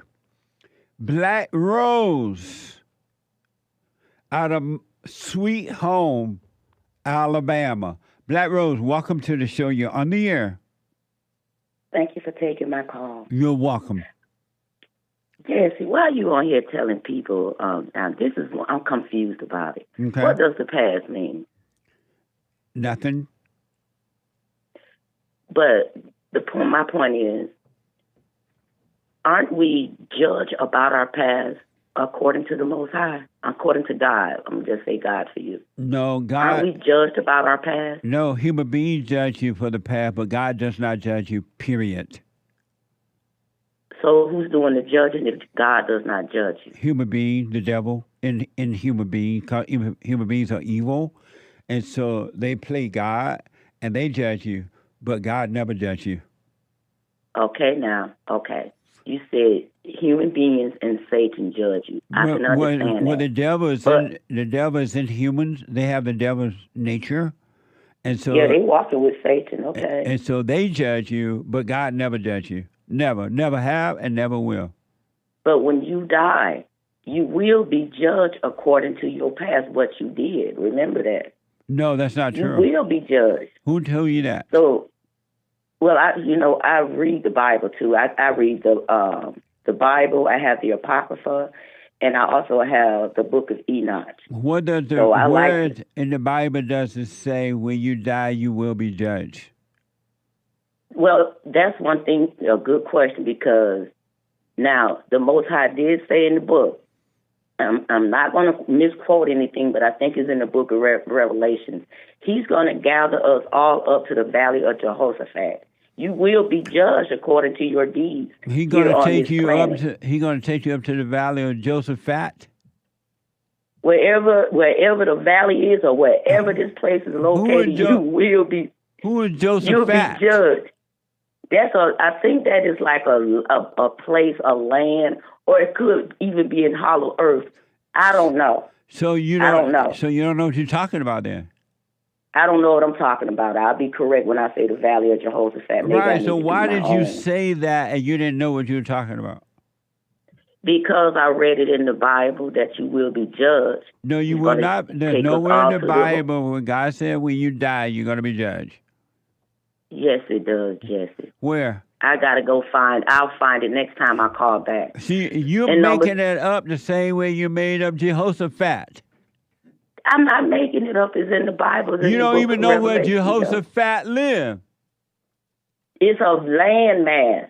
Where's Jehoshaphat? It's a landmass. Where's Jehoshaphat land? I told you it could be anywhere, like in hollow earth, anywhere. We don't know. So why are you saying that? Is it in Israel? It may not. It could be in Israel. Could it be over Allah Abba land? It could be in Alabama. We don't know. But you making up stuff that you don't even know about. No, I am making up stuff. That's something I don't know nothing about right there. Let's move on. Why are you doing that? But because I'm doing what? Making up stuff that you don't know anything I'm about. not making it up. I read it, though. I read it. It's there. It's in the Bible. It's in Revelation. You will be judged according to your deeds. Where? But wherever Jehoshaphat is located. Do you believe that? I don't know. Well, don't be talking about Jehoshaphat. You don't know where but it I is. do. I so do let me believe ask, that we will be judged. Do you believe God's going to judge you? Yes. Why do you believe God will judge you when God has forgiven you? But a lot of people are not going to be forgiven, though, because they are of the devil. They have to be judged. Why do you believe that God will judge you when God has forgiven you? He haven't forgiven me yet if I haven't changed my ways. So was he lying when he said all your sins have been forgiven? I can't call the Most High a lie. I'm not going to say that, but we all are going to be judged. You just said that God has not forgiven you, but he said he has, but you're saying he hasn't. He can't. If you haven't forgiven yourself, you got to look inside yourself, too. Did God say, I forgive you as you forgive yourself? Or did God say all of your sins have been forgiven? I can't say all your sins have been forgiven if you keep doing the sinning. Did God say all of your sins have been forgiven? I can't say that. You can't say what? The reason why I'm not going to say God said all our sins have so you been don't forgiven. know that he said it? Stop it. No, I'm asking you, do you know he said it? No, I wasn't there when he said it. No, I'm asking you, do you know where Jehovah fat? And you ain't know nothing about no land. Leave me alone. Leave me alone, because you want to say women are evil. You said we are from Satan. We're from God's Satan's world. And men, where you get that from? From God. God told you that? Yes. So who's running this world then? Satan. And who gave this world to Satan to run? God. Okay. Now who's running this Satan's world then? Satan. And who's helping Satan run his world? You. Listen, I am not of Satan. Let me ask you this. Ask. When Eve disobeyed her husband and listened to the devil and obeyed him, did God say you're going to suffer because of that? Yes. And then did Satan become her God in that very moment? Satan, first of all, a snake can't talk. So I think Satan was a man. Did Satan become her God in that very moment? Satan became man's God. No, the woman. Did Satan become the woman's God when God said to the woman, not to the man, when God said to the woman, because you listen to the devil, you will suffer. Did he say that? Well, I read that in Genesis, yes. Did he say that? I read it in Genesis. I don't know if he said it or not. So you don't believe Genesis? Yes, it means the beginning. Do you believe Genesis? I believe in the whole. I believe in the book. Do you believe it? Do you believe what Genesis said? Yes, I do. Do you believe giants? Do you believe what Genesis? Do you believe what Genesis said? Yes, I'm telling you, yes. And so when God told the woman, because she listened to the devil, he's going to become her God. Do you believe that? I think. Now this is what I feel. Man and women. Do you believe God when he told the woman that because she listened to the devil, she's going to suffer? I said, yes, I'm a woman. And so when Adam, the man, listened to the woman, did God say because you listen to the woman, you're going to suffer? He probably did. Now, I don't know. It makes sense to me. Oh, he probably did say that. So I believe the woman, Genesis. so Adam listened to the woman, right? Mm-hmm. And the woman listened to the devil, right? She listened to a man, whoever he was. I don't think it was a snake. No man. The woman listened to the devil, right? Yes, she did. Yes, the woman and did. So the man did not listen to the devil. He listened to the woman, right? Yes, he did. That's what they say. And that's why every time the man listened to the woman today, he suffered. Even today, right? Every time he listened to the woman. See, I'm going to ask you a question. Is that true or not? Is that true or not? Who's running this world with Satan? Answer that question first. I'm going to say yes, true. And then so man did not listen to the serpent. He listens to the woman. Well, the woman listened to that man. No, she listened to the serpent. The woman listened to the devil. I do not think a snake can talk, first of all. Did God say because you listen to the serpent? The serpent can be a deceiver. Why you trying to put a man in there? Hey, he said about no man. Because he was a part of the problem. So you reading your own plan into the Bible? No, I'm not. Jesse. I thought you read all these other books. You read the podcast. Listen, I read. Yes, I do. But you ain't getting no understanding. Yes, I do. I read you with a full understanding. You just called the serpent a man. I said he was. I think he was. That's how I know, feel. But you listen to the devil with your thought. You listen to the devil. Don't put your thoughts in there. The serpent had to be the man. I think. No. I think she fornicated with him. Listen. Mm-hmm. See how you making up all that stuff in your head? Because the serpent can't talk. He's an evil spirit. An evil spirit can talk, but a serpent can't. The serpent was an evil spirit. He fell to that when he disobeyed the Father. So he was walking upright like a man. He became evil. I gotta go, Blaqrose. I don't know what you're talking about. Wait a minute, I got another question. You up there reading all those books, and you still ain't got no sense. I got another question. Why you just slam me too early in the morning for this? I have another question, though. I know you gotta go. But since you said that the women are of Satan. Yes. But you still didn't tell me who's running this world with Satan. Who is the main people? All those who have evil. Who are all your presidents? Who's running this world? The devil. It's the devil and man. No. And women, too, because half of them look like men anyway, dressed as women. So, I mean, that's what I see. But still, anyone... Maxine Waters look like a man. Michelle Obama, people are men. But listen, hold on. Calm down. Calm down. What anyone that has anger is of their father, the devil, and the devil is working through them and causing them to do the things they do to themselves and to others. Anyone who has overcome anger is of their father, God, and God is working through them right here on earth, heaven on earth, and those people who have a pure heart. Heaven is right here on earth. So it's all dependent. If you have not overcome evil, then you are of the earth. You belong to the devil. Have you overcome your anger? I don't think I'm angry with nobody. Have you overcome your anger? So. I had to then. I don't think, if I was ever angry with somebody, I probably was like a teenager. Have you overcome your anger? Of course I have. If I had it. Have you overcome your anger? Yes, I'm not angry with nobody. Have you forgiven your mama? My mother, I had a good mother growing up. Have you forgiven your mama? My mama wasn't perfect, but I had a good childhood growing up. Have you forgiven your mama? I cannot forgive my mama if I don't know. That's up to the Most High. Have you forgiven your mama? My mother never did anything to me. Seriously. Have you forgiven your mama? I can't forgive her if she haven't done anything. Have you forgiven your mama?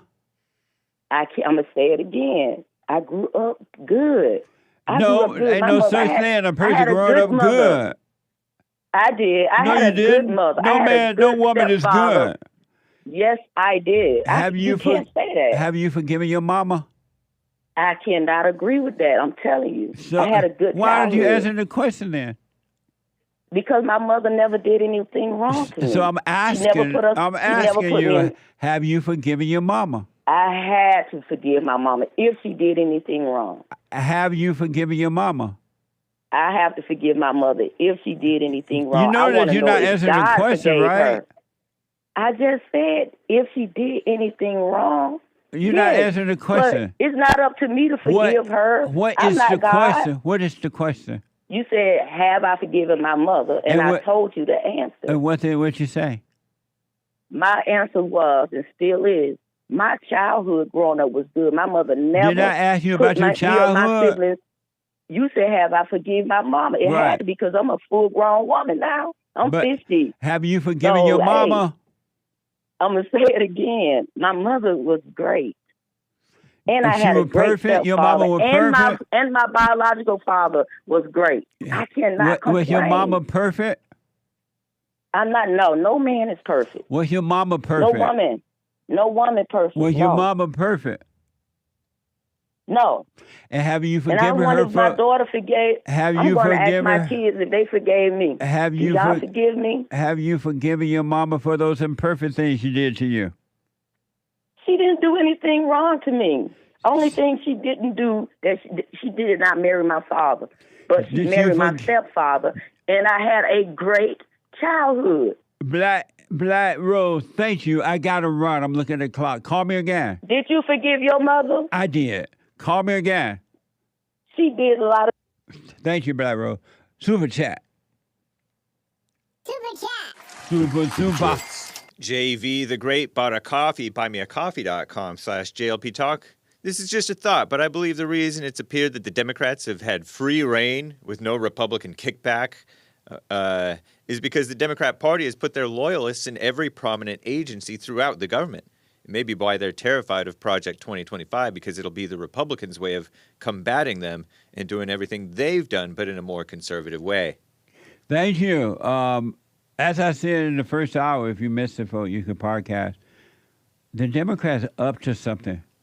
They playing a game on us with the Biden thing, pretend they want him to go, or don't want him to go and all that, and want him to go, and they act like Obama and everybody fight. I wouldn't believe it. I would have a wait and see. They're up to something. They're desperate to win this election come November, and I want to warn you so you don't be angry if things doesn't go the way you think they're going to go. And they might. They might go the way you think they're going to go, but I will have a wait and see. And don't be mad because you're going to fall right into a trap. And that's where they want you. Thank you. Appreciate it. That was from Friday. Thank you, JV the Great. Yeah, thank you, JV. Nick LeBoy, I've noticed, this is from a Rumble rant on Friday. You got to know how to rumble. People make words their identity and their God, like Holy Trinity or diversity, etc. They can't separate words from themselves, which is stopping them from seeing. What do you think? Love y'all. Yeah, words is a problem for a human being. That's for sure. Thank you. Over on buymeacoffee.com/JLP Talk, Brother Jose bought a coffee. Romans 8:12-13. Therefore, dear brothers and sisters, you have no obligation to do what your sinful nature urges you to do, for if you live by its dictates, you will die. But if through the power of the Spirit you put to death the deeds of your sinful nature, you will live. That is so true. Amazing. Thank you. Very nice. Yeah. The Key bought a coffee. Cursed is the one who puts his trust in man. Jeremiah 17:5. Wow, you can say that again. Trust no human being, period. Trust no human being. Now, you don't walk around in your mind, I ain't trusting nobody. I ain't trusting that. You only seek the kingdom of God in his right way, and you only trust God. You only have faith in God. Trust, because you're going to put a human being on the pedestal, and then when the human being, you get mad at that human being, or they do something you don't like, or you're little, what you think is right, you're going to judge them, and you're going to fall off the pedestal, and you're going to blame the human being instead of yourself. You're evil. Trust no one. Amazing. Thank you. The Key bought another couple of coffees. Jesse, you didn't hear This Is a Man's World? How This Is a Man's World transitioned into the Godfather song when Trump reached the top of the stairs? Someone sang it live in Italian. It was epic. I heard, this is a man's world.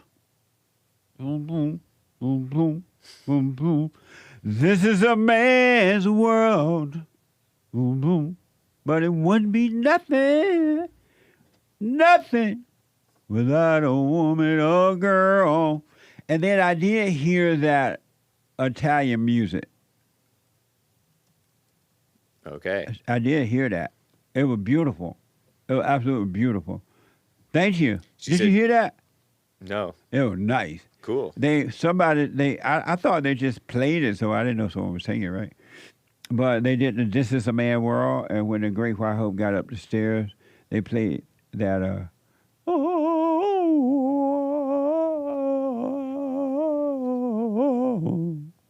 Oh, nice. Oh,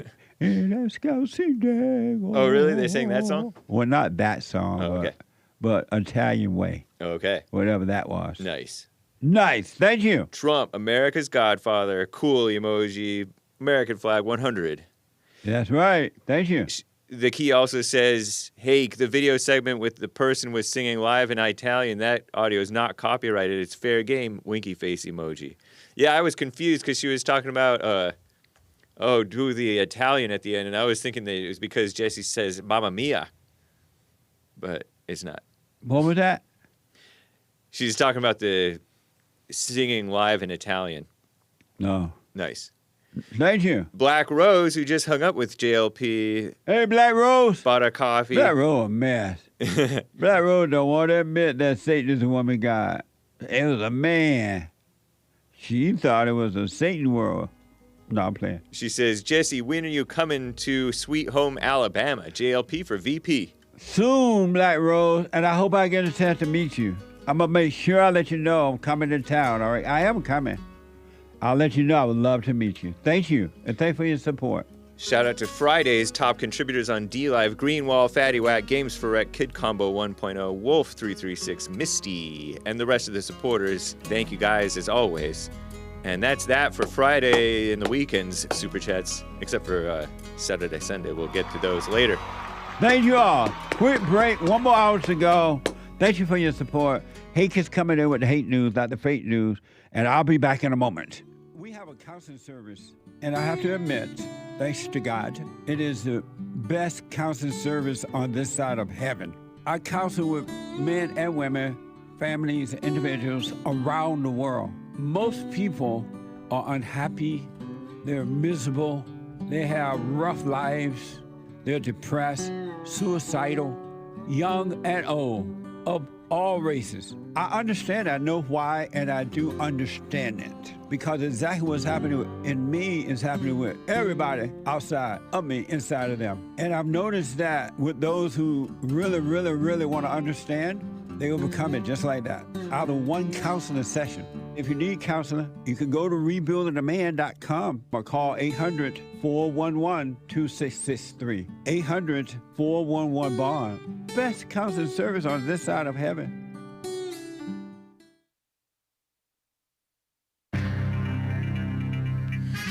A whole lot of mess going on in the world. This is the end of hour 2 of the Jesse Lee Peterson Show. It is Monday, July 22nd, AD 2024. The lines are full, guys. JLP will be right back for hour 3 to your calls and some a cool white history story. But first, fake news, not fake news. Today, Monday, Crooked Joe Biden is going to host based Benjamin Bibi Netanyahu at the White House. The black on the inside White House Israeli Prime Minister, 2 days before Netanyahu will address a joint meeting of Congress on Wednesday. The meeting comes as a ceasefire and hostage deal on the Israel-Hamas war remains stalled, and tensions between Biden and based Bibi Netanyahu have escalated in recent months as the United States has grown increasingly frustrated with Israel's actions in Gaza. Netanyahu will address Congress at the invitation of House Speaker Mike Johnson, a Christian man, a Zionist Christian, and Senate Minority Leader Mitch McConnell, the Republican Rhino guy. Netanyahu's speech is expected to be met by protests outside the Capitol, and in Congress, as some lawmakers have vowed to boycott based Bibi's appearance. What a shame. I remember the good old days, like Trump mentioned, when Israel used to, control the Congress. What a mess. In March, Senate Majority Leader Chuck Schumer, the highest-ranking Jewish American in the United States government, not a Christian, criticized Netanyahu's government and called for new elections during a speech on the Senate floor. Evil lame-o guy. What a mess. By the way, Thursday is Comic-Con. Lame.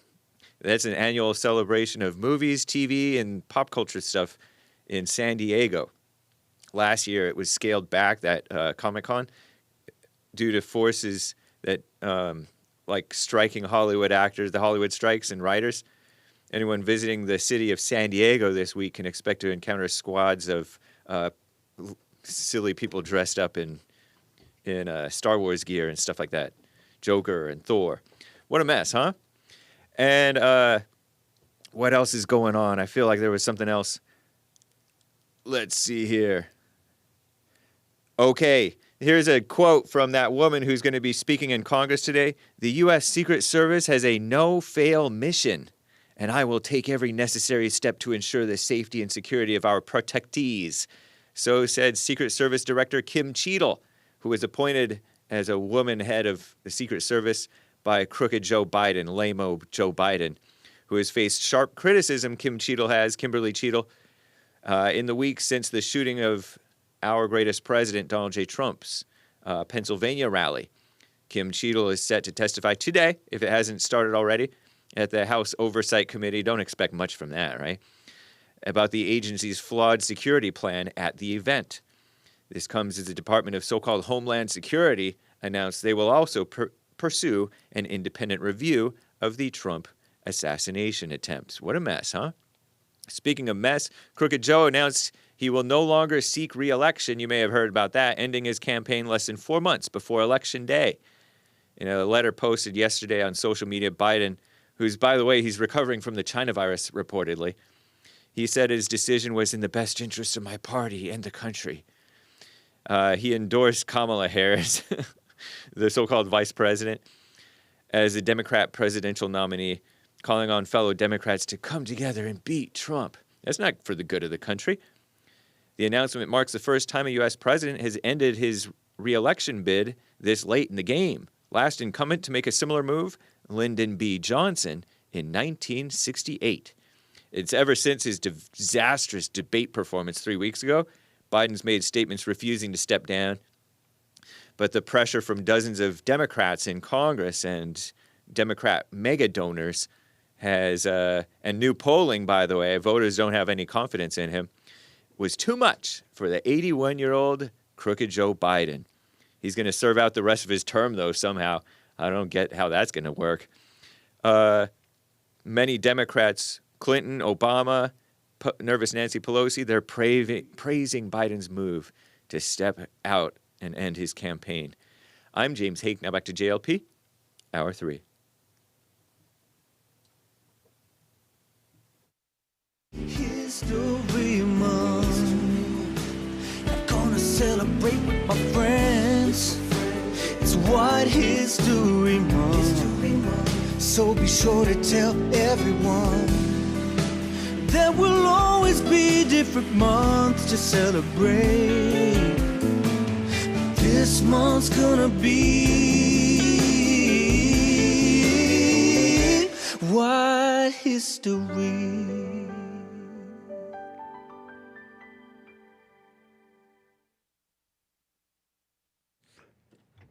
Uniting the races with truth instead of dividing them with lies. We're also rebuilding the family by rebuilding the man. I'm Jesse Peterson. Welcome to the third hour of the show already.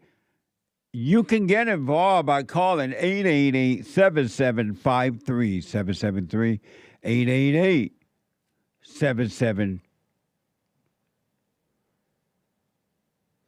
Jesse, Jesse, Jesse. No biblical question yet, but hopefully soon. If you're busy, you can listen to the show no matter what you're doing and where you are. You can podcast the show, of course, and you can watch it later. But you could be listening while you're doing whatever you're doing by calling the listen line at 605 615 4131. 605 615 4131. And also, to donate and have your comments read out loud, go to Buy Me a Coffee. BuyMeACoffee.com/JLP Talk. BuyMeACoffee.com/JLP Talk. Or JLP Bond, JLP Cash App. Bond, JLP Cash App. It's Monday. It's the third hour of the show today. Every Monday, even though we take all calls, every Monday is Female Monday.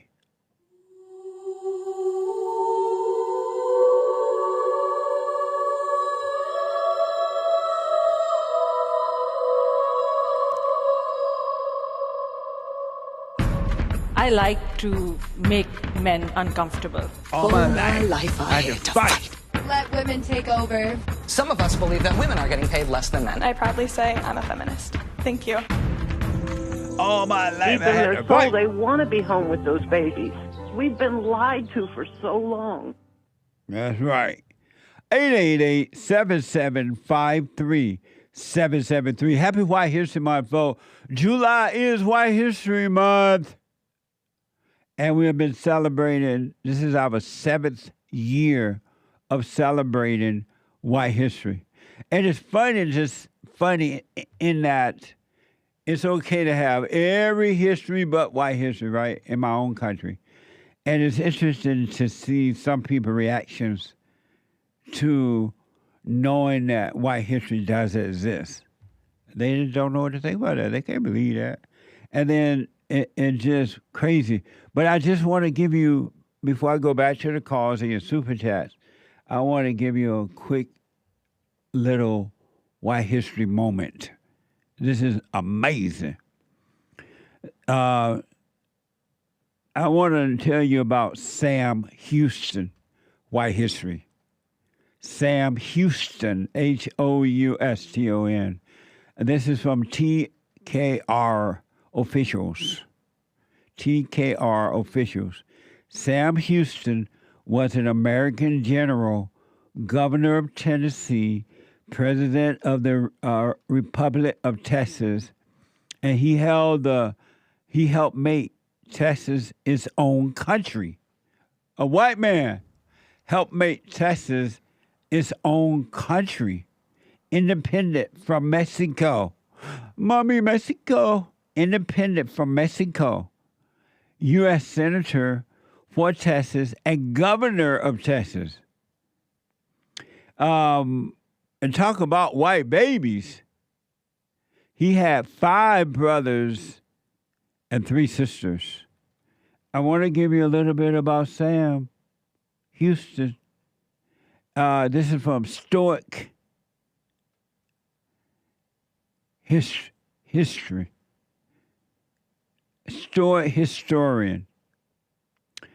Watch this first soundbite of early life of Sam Houston. Watch this.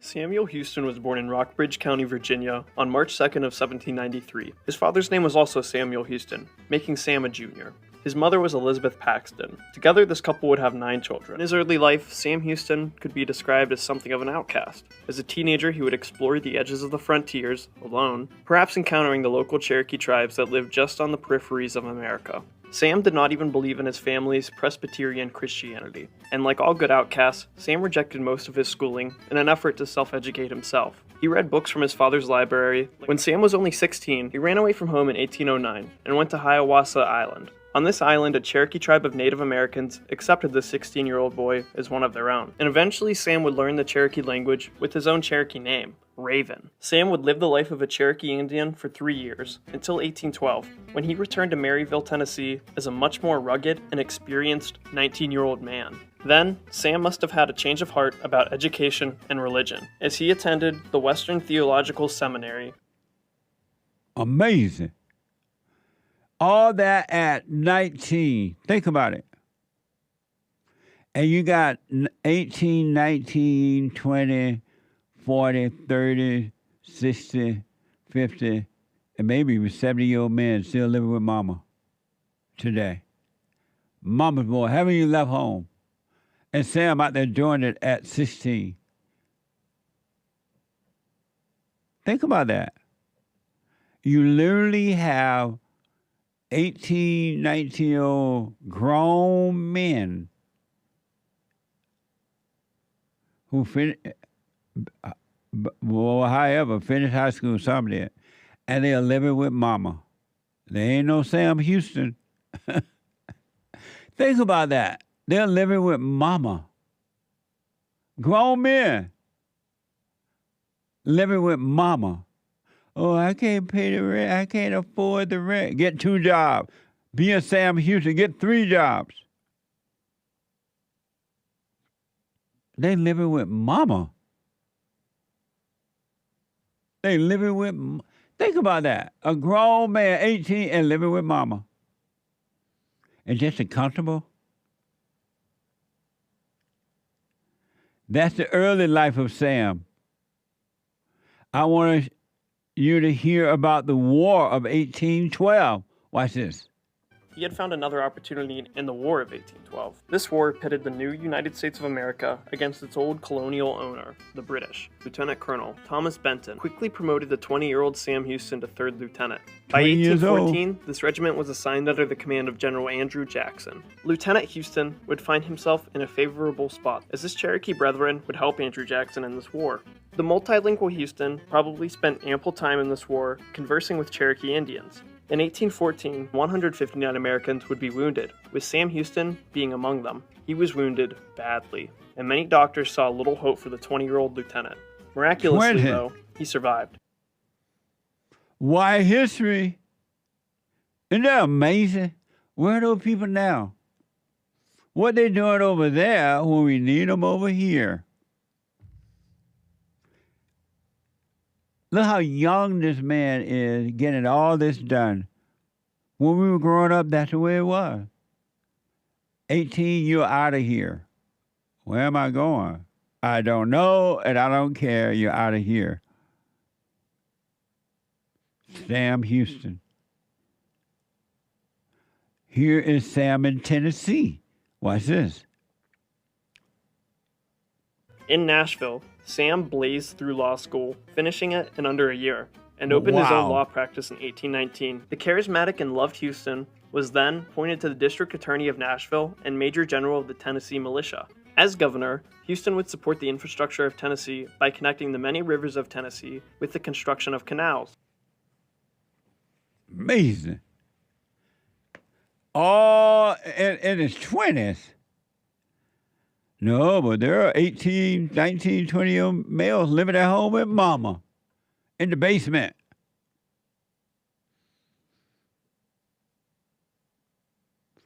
I want to introduce you to Sam Houston's first wife and the Trail of Tears. Watch this. A year later, in 1829, the 36-year-old Houston decided to settle down and marry Eliza Ann in January of 1829. This would only last 3 months, as it was rumored that Eliza Allen was in love with a different man. This devastated Houston, who couldn't take the new complicated and divorced hole that he found himself in. Houston longed for an escape, away from the deceitful politicians of Tennessee and away from his divorce. So, Sam resigned as governor, donned his old Native American clothes, and took back his other name, Raven. Raven then set off to join with the Cherokee, who he had helped to resettle in Arkansas. 1829 was a bad year to do this, though. Houston's old wartime and political friend Andrew Jackson ordered for the removal of the Cherokees once again. Sam Houston tried to alleviate the stress of his Cherokee brethren by going to Washington, D.C. to try to gift the Cherokees with food rations on their westward journey. This would fail, and thousands of Cherokees would die on the Trail of Tears due to hypothermia and starvation. Amazing. Isn't that something? Think about that. No, but y'all living at home with mama. Mama says, stay home with me, babe. And you do it. And this man out there doing the Trail of Tears. My father married of the Cherokee. My mother people were ashamed of me. The Indians said that I was white by law. The white man always called me Indian squaw. Half-breed, that's all I ever heard. Half-breed, how I love and hate the word. Both sides were against me since the day I was born. Men, it's okay to be a man. It's okay. He later had 8 children. White babies. Talk about making white babies. And the men can't even make white babies now because they're at home with mama. They got to bring the woman home to their mama house.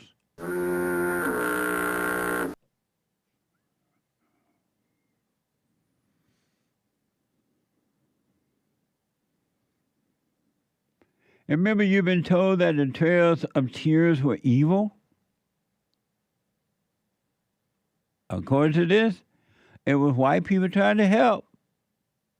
But no, they lied on the white man and changed his history.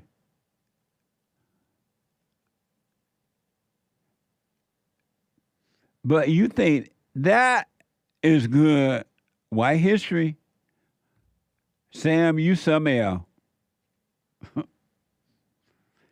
Sam treated the slaves like he treated everyone. A white man, have you ever heard that white slave owners were good to the slaves? They don't want you to hear that. And I'm being told there are people who want to take Sam Houston's statue down. You know those people are evil. Why are you letting them erase great American white history? Black people ain't doing nothing like this. Well, you also been lied to about slave owners. I'm sure you can find some rotten apples in the barrel. There's always a few rotten apples in the barrel, right? But all white people were not mean to their slaves.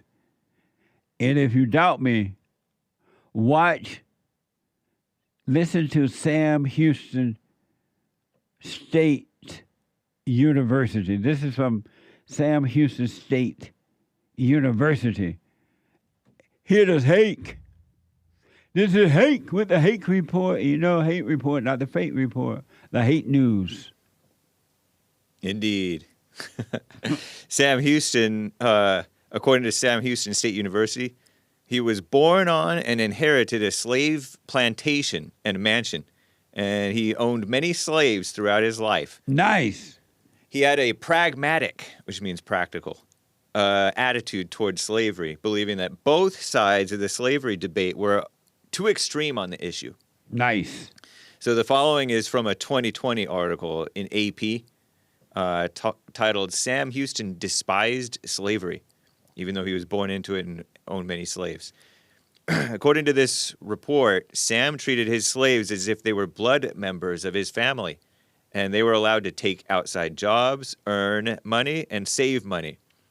It was illegal for slaves to learn to read and write, but Sam insisted that his slaves be taught reading, writing, and arithmetic, as he felt that all should be educated. His former slave, Jeff Hamilton, wrote a book called My Master, The Inside Story of Sam Houston and His Times. And this Jeff Hamilton, former slave, wrote that the slave cabins were comfortable and nicely furnished, and that they treated their slaves with kindness, and the slaves would speak in glowing terms of the plentiful supply of good food given to the slaves. Isn't that nice? I rest my case. Hey, Sam, when have the last time you heard anything good about white slave owners? And they still try to take down Sam's statue, I'm told. Where'd you get that from? I just know that they've been doing it. I don't remember it. Okay. I just remember them trying to take it down. Isn't that amazing? And what do the white people do? They sit back and let them do it. That old dumb, stupid Nikki Haley let them take down a Confederate flag. And she want to be president. I rest my case. Sam Houston, a true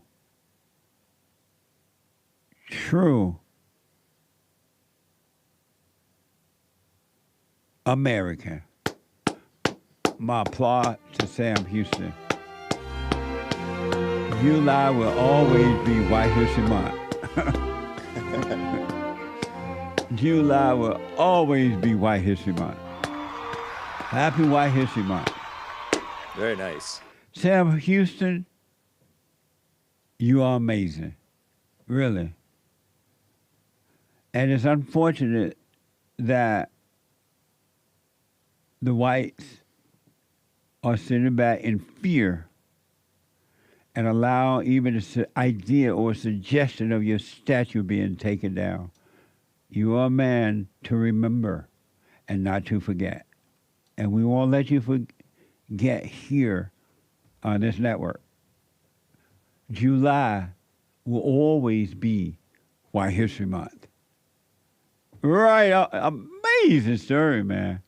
It's really mind-blowing. That article about how he was good to his slaves was an article, like an op-ed, I guess, in AP, speaking against the trying to tear down his statue. They were telling him not to? Yeah. Nice. The person who wrote that. The person who wrote that article in AP.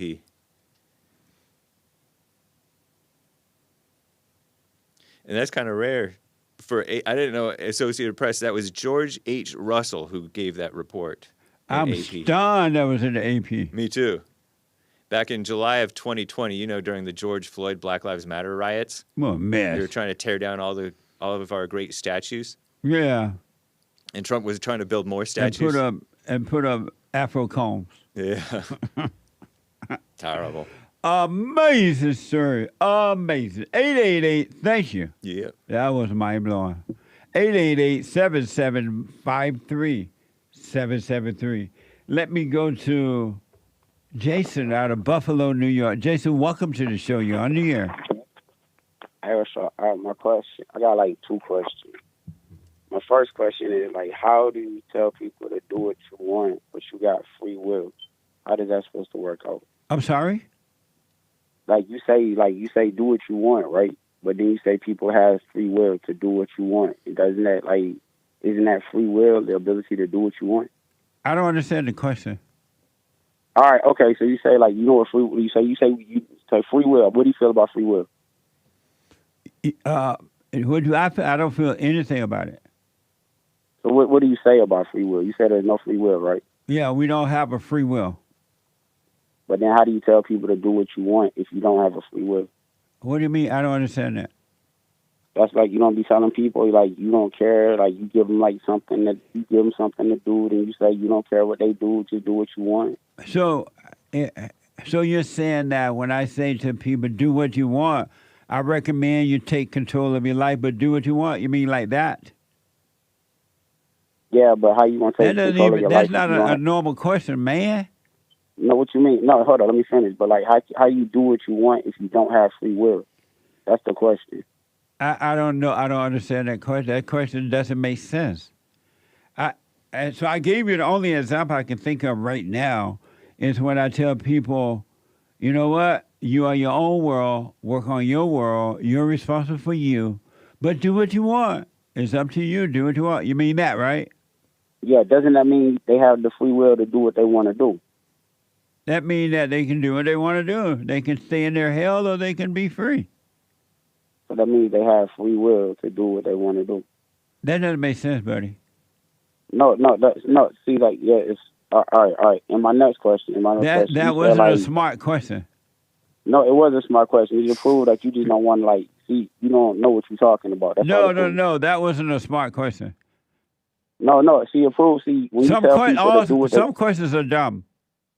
That wasn't a dumb question. Yes, it was. If I tell people to do what they want, somehow or another you associated that with free will, and that makes sense. Yeah, because if you're doing what you want, that is the free will to do what you want. But that's not what was said when I said you can take control of your life or you cannot do what you want. I don't care. It's not going to... So it's taking control of your life, not how do having you the free help will to somebody do like what this you do. understand what that means?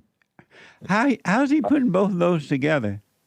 It's not how am I putting both of them together. It's like the two things that you're saying do not correlate. They do not. They contradict one another. The two statements contradict one another. If you say to someone that you're welcome to try something, are you saying they have free will? You're just saying, hey, you're welcome to try it. You might find out no. otherwise. No. Hold on. You're welcome to try and do what you want. He's trying to help you, man. Hold on. Cause you He's black. not helping me. He's not helping me. He's not helping me. That's what I said. He's trying to help you. Hold on. He's trying to help you. Hold on. Go ahead, Nick. I already said it. Oh, yes, hey. Are you in control of what you want? Yeah. I mean, you have the power you have. I can say you can change. It depends to a certain extent. If you want There's something, can you limitations to stop that wanting it? Can you make yourself stop wanting something? Can you make yourself stop wanting something? I guess, yeah. I mean, yeah, you can make yourself stop, and that's still the free will to, that's still the will to, that's still your own decision to not want to I guess, pursue that, to want that anymore. That's still up on you, right? That's still your choice. So, Jason, you can make yourself stop thinking? And I can't make myself, that's what I do. I'm a thinker. Can you make yourself stop thinking? Yeah, yes, I can. Yes, I can. Make yourself stop thinking. What you mean? I mean, when I read books, when I watch movies, I don't think. Jason. What? Hold up. Jason. What? Make yourself stop thinking. And let me explain. I do that when I read books, when I watch movies, don't do when that. I listen to music. Yes, that's what I do. No, you don't. How you telling me what I do? You don't do that, Jason. So okay. But thank you, buddy. I can't play too long with you. I got somebody to call. Tracey, thank you, Jason. Tracey, a first-time call out of Missouri. Welcome to the show, Tracey, on the air. Thank you, Jesse. You're welcome. How are you? All is well. Good.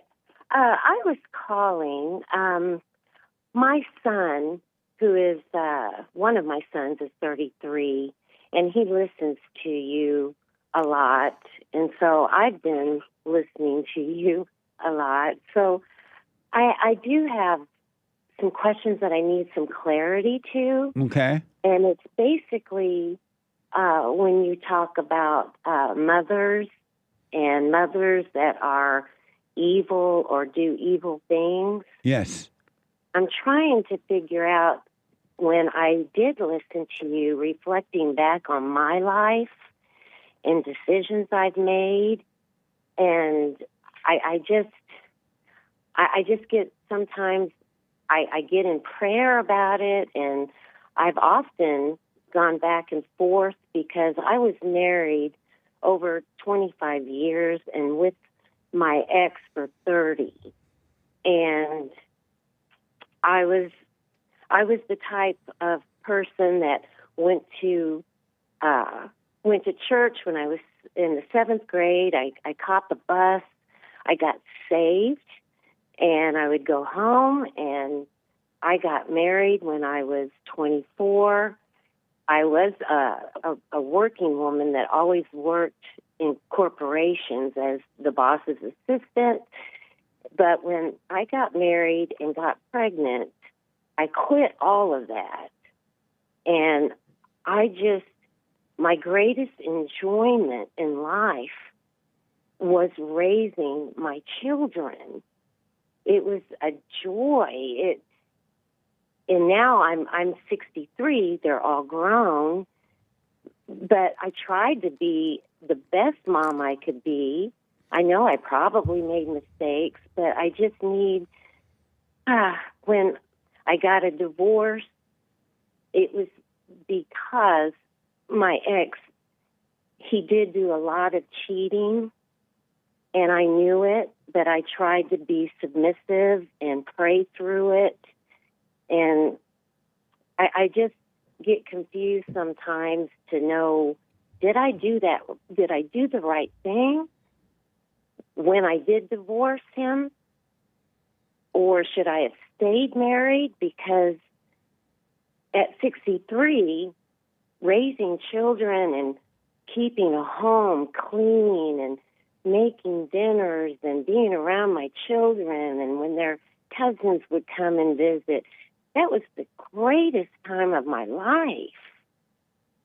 And so I don't know, when I've listened to you to get clarity about always forgive your mom, or your mom might be or was evil. Kind of need your advice on that and what you think about it. And so the question for me is what? Is me divorcing my ex, was that something I should have stuck it out after 25 plus years? Why did he cheat on you? Well, he even told me it was nothing to do with me personally, because he did enjoy our intimate moments all the time in bed. He just liked variety. And what did you do wrong in the marriage? If I did anything wrong, I tried to. I mean, I was. Sometimes I wonder if I was too submissive in today's world, but I don't think I was. What did you do wrong in the marriage? I'm sorry? What did you do wrong in the marriage? I don't know. Maybe question him when he didn't come home. What did and I you do didn't wrong? hear from him for What a few did you days do? and question him, and I wanted the answer. Maybe I shouldn't have pushed so hard. What did you do wrong in the marriage? I think I don't know a specific thing that I know I did wrong. I was loyal. So you can't think of one thing you did wrong, but you can think of many things he did wrong, but not one thing you did wrong? Oh, I wasn't perfect, Jesse. That's what I'm asking you. That's what I'm asking you. What perfect. did you do wrong in the marriage?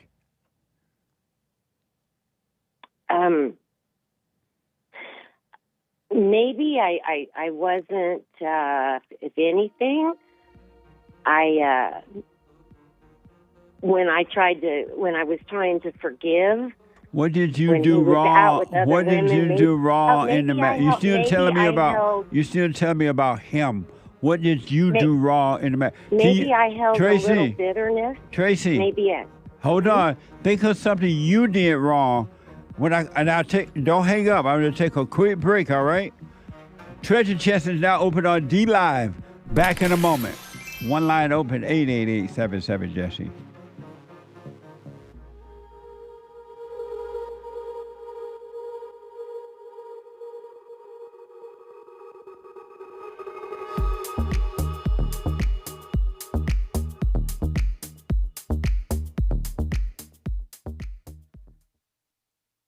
So I asked the question, are you better than a child molester? I've discovered over the 30 years of counseling, the one thing that's missing,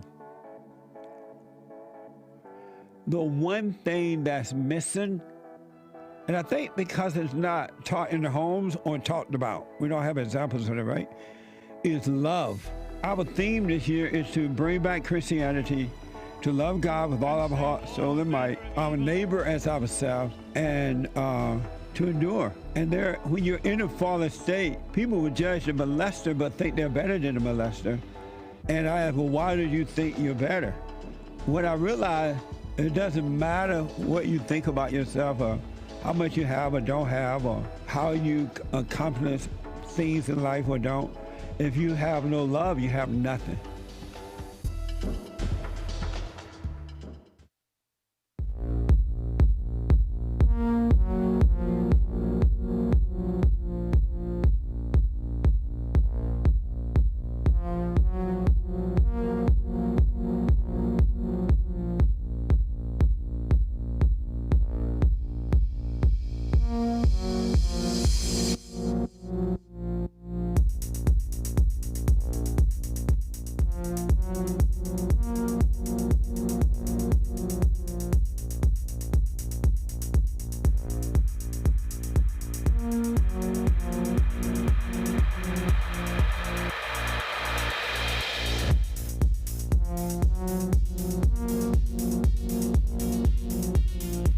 I did the treasure chest, right? Treasure chest and that open on D Live. Couple things. The Hake Report is coming up right after my show, the top of this hour, at 9 a.m. Pacific time. The Hake, H-A-K-E report.com. The Hake, H-A-K-E report.com at 9 a.m. this morning. And no Joel show today. He black. He's not feeling well. A little under the weather, so he's going to get a little rest. He'll be back tomorrow, if the Lord is willing. And the creek don't rise. No hate, no Joel Friday today. But at 12 noon, the American Anchor Baby. The American Anchor Baby at 12 noon. And he's on fire. He's ready. He's raring to go. Can't wait. At 12 noon. You don't want to miss it. Also, we have the best counseling service on this side of heaven. If you need or want counseling, individual, family counseling, by phone, Skype, or walk-in, go to rebuildingtheman.com. Rebuildingtheman.com ain't no slash. Rebuildingtheman.com or call 800-411-BOND. 800-411-BOND for counseling. And go and make a donation to Bond. I'm a nonprofit. It's tax deductible. We're doing all this work because of your support. Thank you. All right, get her through the summer. Go to rebuildingtheman.com. Make a donation. Y'all have money. Or call 800-411-BOND, especially if you're getting help. And even if you're not getting help. 800-411-2663. So I want to go quickly back to Tracey, a first-time caller. She's trying to figure out what she did wrong in the marriage. It's hard to figure out, but she's trying to figure out one thing. Tracey. Yes. Did you come up with one thing you did wrong in the marriage? Yes, I was giving that a lot of thought. I think I could have been very submissive to the point that he didn't maybe respect me, because I when at times of anger and when he was abusive, I would always be very calm still and look down at the ground. So I don't know. Tracey, I think Tracey, that I didn't. Tracey, Yes. what did you do wrong in the marriage? Because right now you're still playing victim. What did you do wrong in the marriage? Maybe I held bitterness. Why maybe? You know everything he did wrong, but you can't, you maybe with your wrong. Maybe. What did you do wrong in the marriage? Held bitterness. And why? Because I wanted to be the only one that he loved. And what gave you the right to be bitter? Well, what gave me the right to be bitter is he gave me venereal disease. He was arrested. What gave you the right to be bitter? You're still talking about him. I was in the happiest time of my life. What gave you the right to be bitter? I bitter because I gave my life to him, and I didn't understand because I really didn't understand. Was it hard for him to deal with your anger? I didn't show anger. Was it hard for him? I had 3 children, Jesse, and I did not want to get into any arguments in front of 3 little kids. Was it hard for him to? Was it hard for him to deal with your anger? The only time that ever I got angry is I would drop my kids off somewhere to come back to try to discuss it. But I knew I couldn't get too angry because then he would hit me. Was it hard for him to deal with your anger? No. And how did he handle your anger? Hit me. Oh, nice. No. And why did you turn his children away from him? I didn't. Well, why are they having issues then if you didn't turn them away from their father? My children are not having, if you're saying issues with me. Yes, they are. What kind of issues would that mean? It's hard for them to be honest with you. They can't speak up to you. They feel obligated to you. And they're yearning for their father because you have created them in your image. And they're having issues. No, well, it's how I've done with my children. Every woman that your son get involved with is just like you. They can't handle them. My children. How old are they? Jesse, and can I be very honest? How old are they now? 30, 33, 35, and 36. And why do you call them your children? Well, that's true. That's a good point. No, that was a question. Yes, because I'm their mother. But you're not their mother, and they're not your children. Well, that's okay. Fair point. And so why do you still treat them that way? I don't. That's just it. I don't get into my children's lives. I don't call them to ask them what they're doing. As far as, how's your marriage? Is this happening? Is this happening? My children know. They're not your children. If they ever need to call, okay, you're right. These grown adults that I raised know that they can call me, vent, ask, get some advice, but that's it. Why do I do not get into their personal lives, their married lives. I leave that door open. Why do they call you to vent? Sometimes if they're having some difficulties in business or difficulties in anything in their life. I guess I look at it, I was raised by a full bird colonel, and I just, by the time I left home... Your sons should not be calling you for anything. Every time you listen to the woman, you're going to suffer. Why would they call you?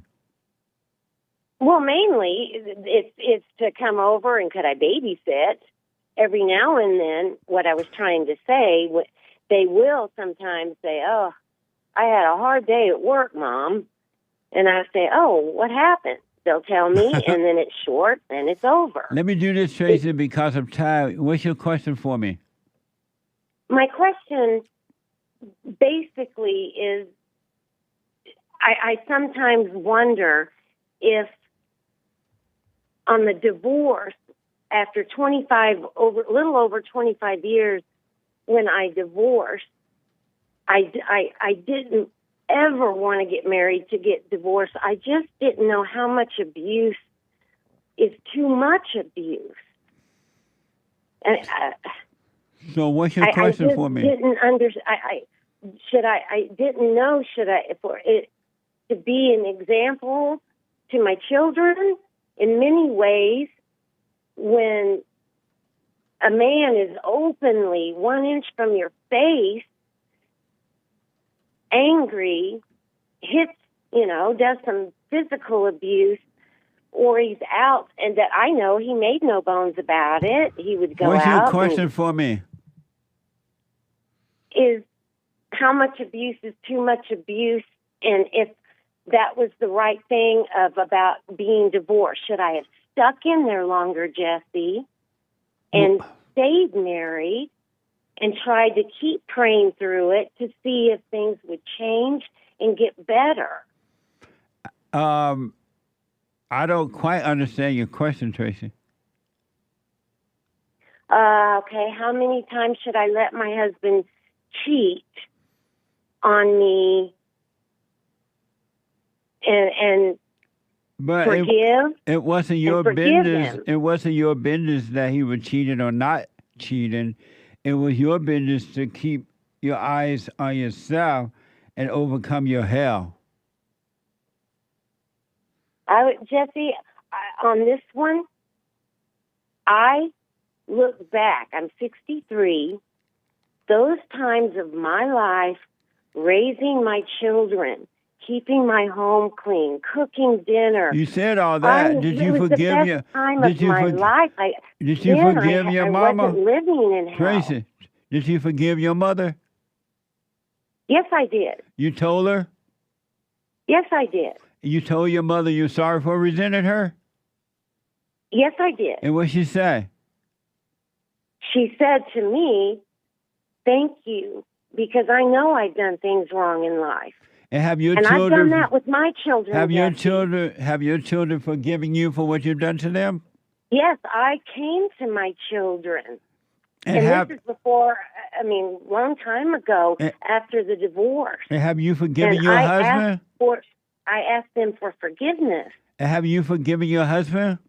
Yes, I have. And so you're free then, right? Yes, as far as I'm single, if that's what you mean by free or spiritually. I don't mean that. I mean free spiritually. I am to the best degree. So, and that's why I'm calling you. You have no anger? No, I don't. I did there for about a good 3 months. I was angry at a lot of things, the situation. Did I do the right thing? Should I have stayed in there? But if you have forgiven your husband, why are you having all those thoughts about anything? If I have thoughts about anything. Yeah, if you have forgiven, forgiven your husband, why do you have memories of what happened? The reason that it prompts that memory is when my youngest son was explaining all about you should listen to him, Mom. You'll really enjoy him. So I did. I started listening. And listen to everything you say or in things that you've talked about, which it's unbelievable. I think so many things are so true. The silent prayer, you help my son. I've seen so many changes where he's even changed. And through all the things that I've listened to you, it was about being an evil mom. And I just didn't know to the level of evil. And if maybe divorcing my husband, would that be considered evil? Should I have stuck that through? But how long you been divorced? Since 2008. Well, why are you even thinking about that? That's way over. It is. Why are you putting thoughts into yesterday? Because I was just trying to understand your extent of being an evil mom. Oh, well, don't put any thoughts into it. You just look at yourself, and God would allow you to see, and you'll be fine. You got to overcome all the anger and stay out of your imagination. Okay. But there's no reason to take thoughts about yesterday or tomorrow because all you have is right now. And that is true. Are you doing the silent prayer? Yes, sir. Well, stay with that, all right? I will. And one last thing, okay. When you were asked your father, when you were growing up, and you were asked your father to help you deal with your mother, did he help you deal with her? Yes, he did. Nice. Absolutely, he did. Right on. And so, well, you just stay with the silent prayer. Don't worry about what happened in 2008, or don't even worry about what happened yesterday or this morning. You just stay present. Don't get in your head about, oh, should I have stayed with him? Or should I have gone? And I understand that, Jesse. I just didn't want, my son that listens to you to think that every single mom out there is evil. They are. Okay, could you tell me why I was evil, or from our conversation? Because you became like your mother. Your mother passed her evil down to you, and her mother passed it down to her, and you pass it on to your children, and so on and so on. And that won't stop until women forgive their mothers and return to their fathers, and God would take away the spirit of Eve from them. He would change their heart from anger to love. Okay. Well, because one of the problems your husband had with you, in your own mind, you thought you were this good Christian, and you were just so nice, and you were just so quiet, but you were difficult for him to deal with you because behind doors when your kids weren't looking, and I'm sure sometimes they call you, that you were a different story. It was difficult for him to deal with you. You weren't as syrupy sweet as you were pretending. Well, I'm going to kindly disagree. I'm not trying to make myself a saint at all. That is not what I'm trying to do. But you can't even think of one thing you did wrong that caused your husband to cheat. And if I did, Jesse, it wasn't worth the abuse. Oh, but you can't determine that. I should not have been punched in the face. You can't. No, and you then can't. Quietly told to just deal with it when he didn't come home and stop. But why were you bugging him when he didn't come home? Because he was out with another woman. But how'd you know that? He told me. And why'd you ask? Why I asked why he didn't come home? Right. Well, it's not a normal thing. Right, it's not a normal thing for women to be asking their husband something like that. Okay. Well, my children were at an age of grade school where Daddy didn't come home, and Jesse, I would just say, well, Daddy's still at work. Daddy worked hard. You're taking away from you now. Why did you ask why he was late coming home? You had no business to ask him that. I asked him that because I wanted to know deep down inside of him why. Why did he just not want a marriage that... But you're not telling me why you want to know all that. I'm loyal to him. He's loyal to me. Tracey, why did you want to know all that?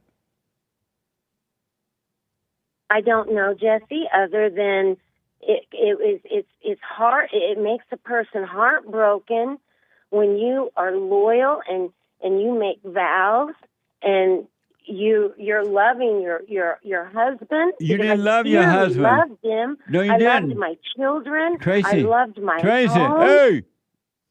You did not love your husband. You were not Laura, because had you loved your husband, you wouldn't have questioned him like that. If you were Laura, you've been working on yourself and have no expectations from your husband. And I did that many times where I was silent. What? Tracy, listen, can you call me tomorrow? Because I'm running out of time here. Yes. Call me tomorrow. Okay. That would be great. And then I want you to tell me where you went wrong, and not where he went wrong, but where you did wrong. Okay. Because you were not an angel. No, I never said that. Oh, okay. Never said that. All right. Call me tomorrow. Okay. Thank you, Jesse. You're welcome, Tracy. Bye-bye. Bye now. Super chat. Super chats. Just a guy bought a coffee. Morning, y'all. Morning. I notice when God operates through me, it's in the moment. For the devil, there's planning, pros and cons, what might happen, outcome of all kinds of scenarios, capping off with emotions. Do you agree? The devil's busy. I don't quite understand what you're saying there, but the devil's busy. Thank you, just a guy, for your Thank coffee. You. Yeah, appreciate it. Trying to be present, 3 coffees. Thank God you are demonetized, JLP, so we don't have to watch ads on YouTube. No, that's not good. What the? Even though you have 500,000 subscribers, what the? Everyone listening, please consider to donate if you're able in order to support this great channel. Thank you, JLP and crew. I appreciate that. Go to rebuildingtheman.com, rebuildingtheman.com, or call 800-411-BOND to donate. And he also says, best regards and wishes to you and all, everyone listening. Thank you, trying to be present. Thank you. Amazing. He or she. Lily Poo donated a Rumble rant. I hope for many things. This is from yesterday. My faith is no matter what happens, it's all for a reason. No, you don't want faith. No. Okay. You want to know God. You don't want to believe about God. Amazing. Thank you. Games for Rec donated a diamond yesterday saying Romans 15:13 about the God of hope. Oh, thank you. Yeah. Amazing. Thank you. Thank you, Games for Rec. Severio Jones also gave a diamond, no message. Thank you. Greenwall with a coffee yesterday. Here's a real Holy Trinity. 1, forgive your parents. 2, do the silent prayer every morning, every night. 3, remember that all thoughts are lies. All the time. Thank you. What a Holy Trinity. Evgeny Crosby with a couple of diamonds. Joe Biden is cleaning out his office, and it's still White History Month. Always. July will always be White History Month. Amazing. Thank you. JV the Great with a coffee. How do you want us to give up hope when you continue to call Trump the Great White Hope? That's different. Thank you. Someone bought 3 coffees. Good morning, JLP and experts. That person is referring to yesterday's fellowship. If you did not see it, you were not there or you didn't watch it live, make sure you podcast rebuildingtheman.com/church and you get there what he's referring to. Thank you. Good morning, Jesse and experts, says someone with 3 coffees. Lately, I've been trying to stay present and doubt my thoughts, blah, blah, blah. I realize I've been putting my will into it way too much. I'm letting go and giving up. I want God to take over. Love y'all, American flag. Stay with it, stay with it, stay with it. Amazing. 5 coffees from Elizabeth. Hola, Jesse. Hola. Que lo que? Si. Dominican slang. I've tried my best to keep it piffy for Hake. Here goes. Been an amazing healing journey since discovering you. Forgave my mother, father, a person who did a horrible act against me when I was 9. No more victim mentality or sitting in that feeling. When the thoughts try to torment me about the past, I quickly realize I'm losing consciousness. Then I just snap out of it and watch them and stay present. Amazing. Blessings to you and your team. That's beautiful, really. Stay with it, and stay with it, and stay with it. Thank you, and stay with it. Amazing. Thank you. Let me ask. Ask. Bought a coffee. Happy birthday, Hake. July just feels white. July just feels white. Happy birthday, Hake, for the rest of the year. Thank you. April says the WNBA All-Stars with Caitlin Clark and Angel Reese on the same team beat the Team USA ladies Olympic team on Saturday. Laughing face, American flag, basketball emojis. Amazing. Wow, nice. That's amazing. I didn't know that. Good job, ladies. Yeah. You go, ladies. A very generous 10 coffees from Apple2691. Hi, Jesse and everyone. Trump awakened me in 2016 about our country and world. Jesse awakened me about me. Meme is going around about Trump was right about everything. I'm going to try to make a meme. Jesse was right about everything, especially about women. Laughing face with tears coming out. Amazing. Thank you. God bless. Thank you. Amazing. Stay with it. And thank you, guys. I do believe that is all for now. Shout out to the top contributors on D-Live. Thank you, guys, as always. Amazing. Thank you. We made it, right? Amazing. I am so out of time. I wanted to get you some more calls. Carlos out of Miami, Florida.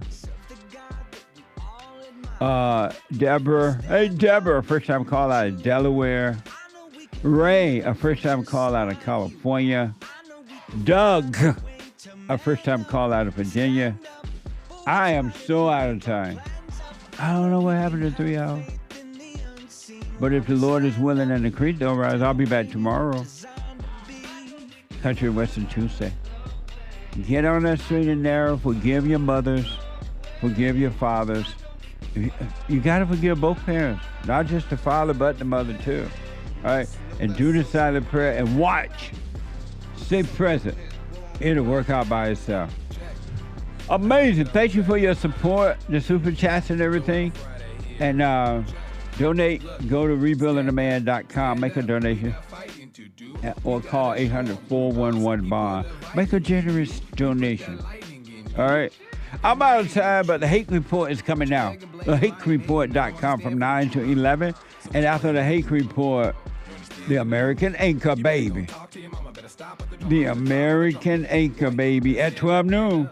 No Joel Friday today. I'm out of time. Bye, folks. Amazing show. Thank you. Have a good one.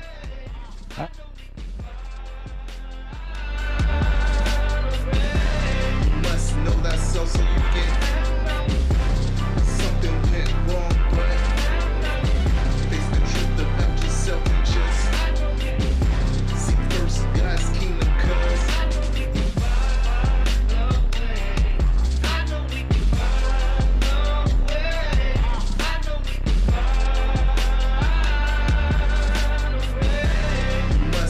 so you get something went wrong, but face the truth about yourself and just seek first God's kingdom, cause I know we can find a way. I know we can find a way.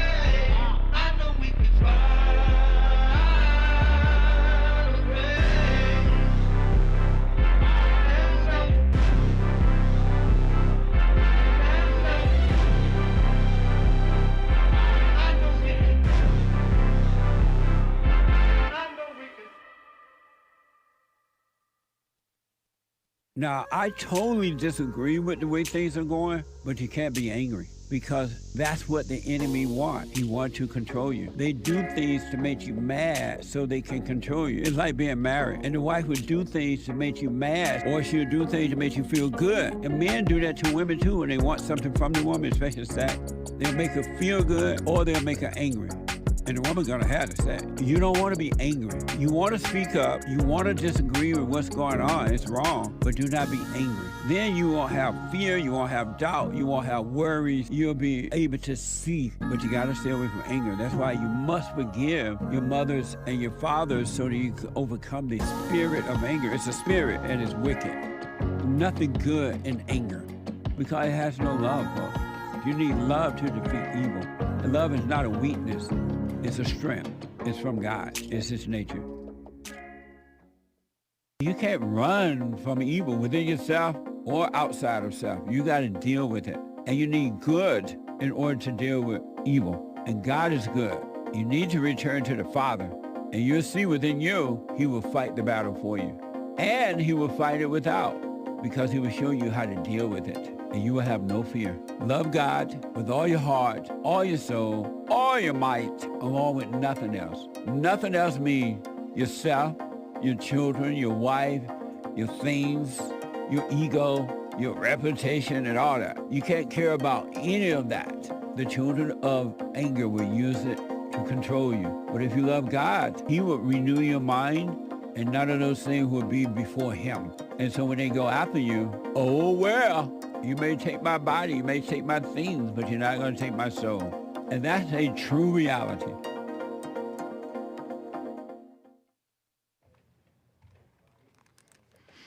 Thank you, Jesse Lee Peterson, for an excellent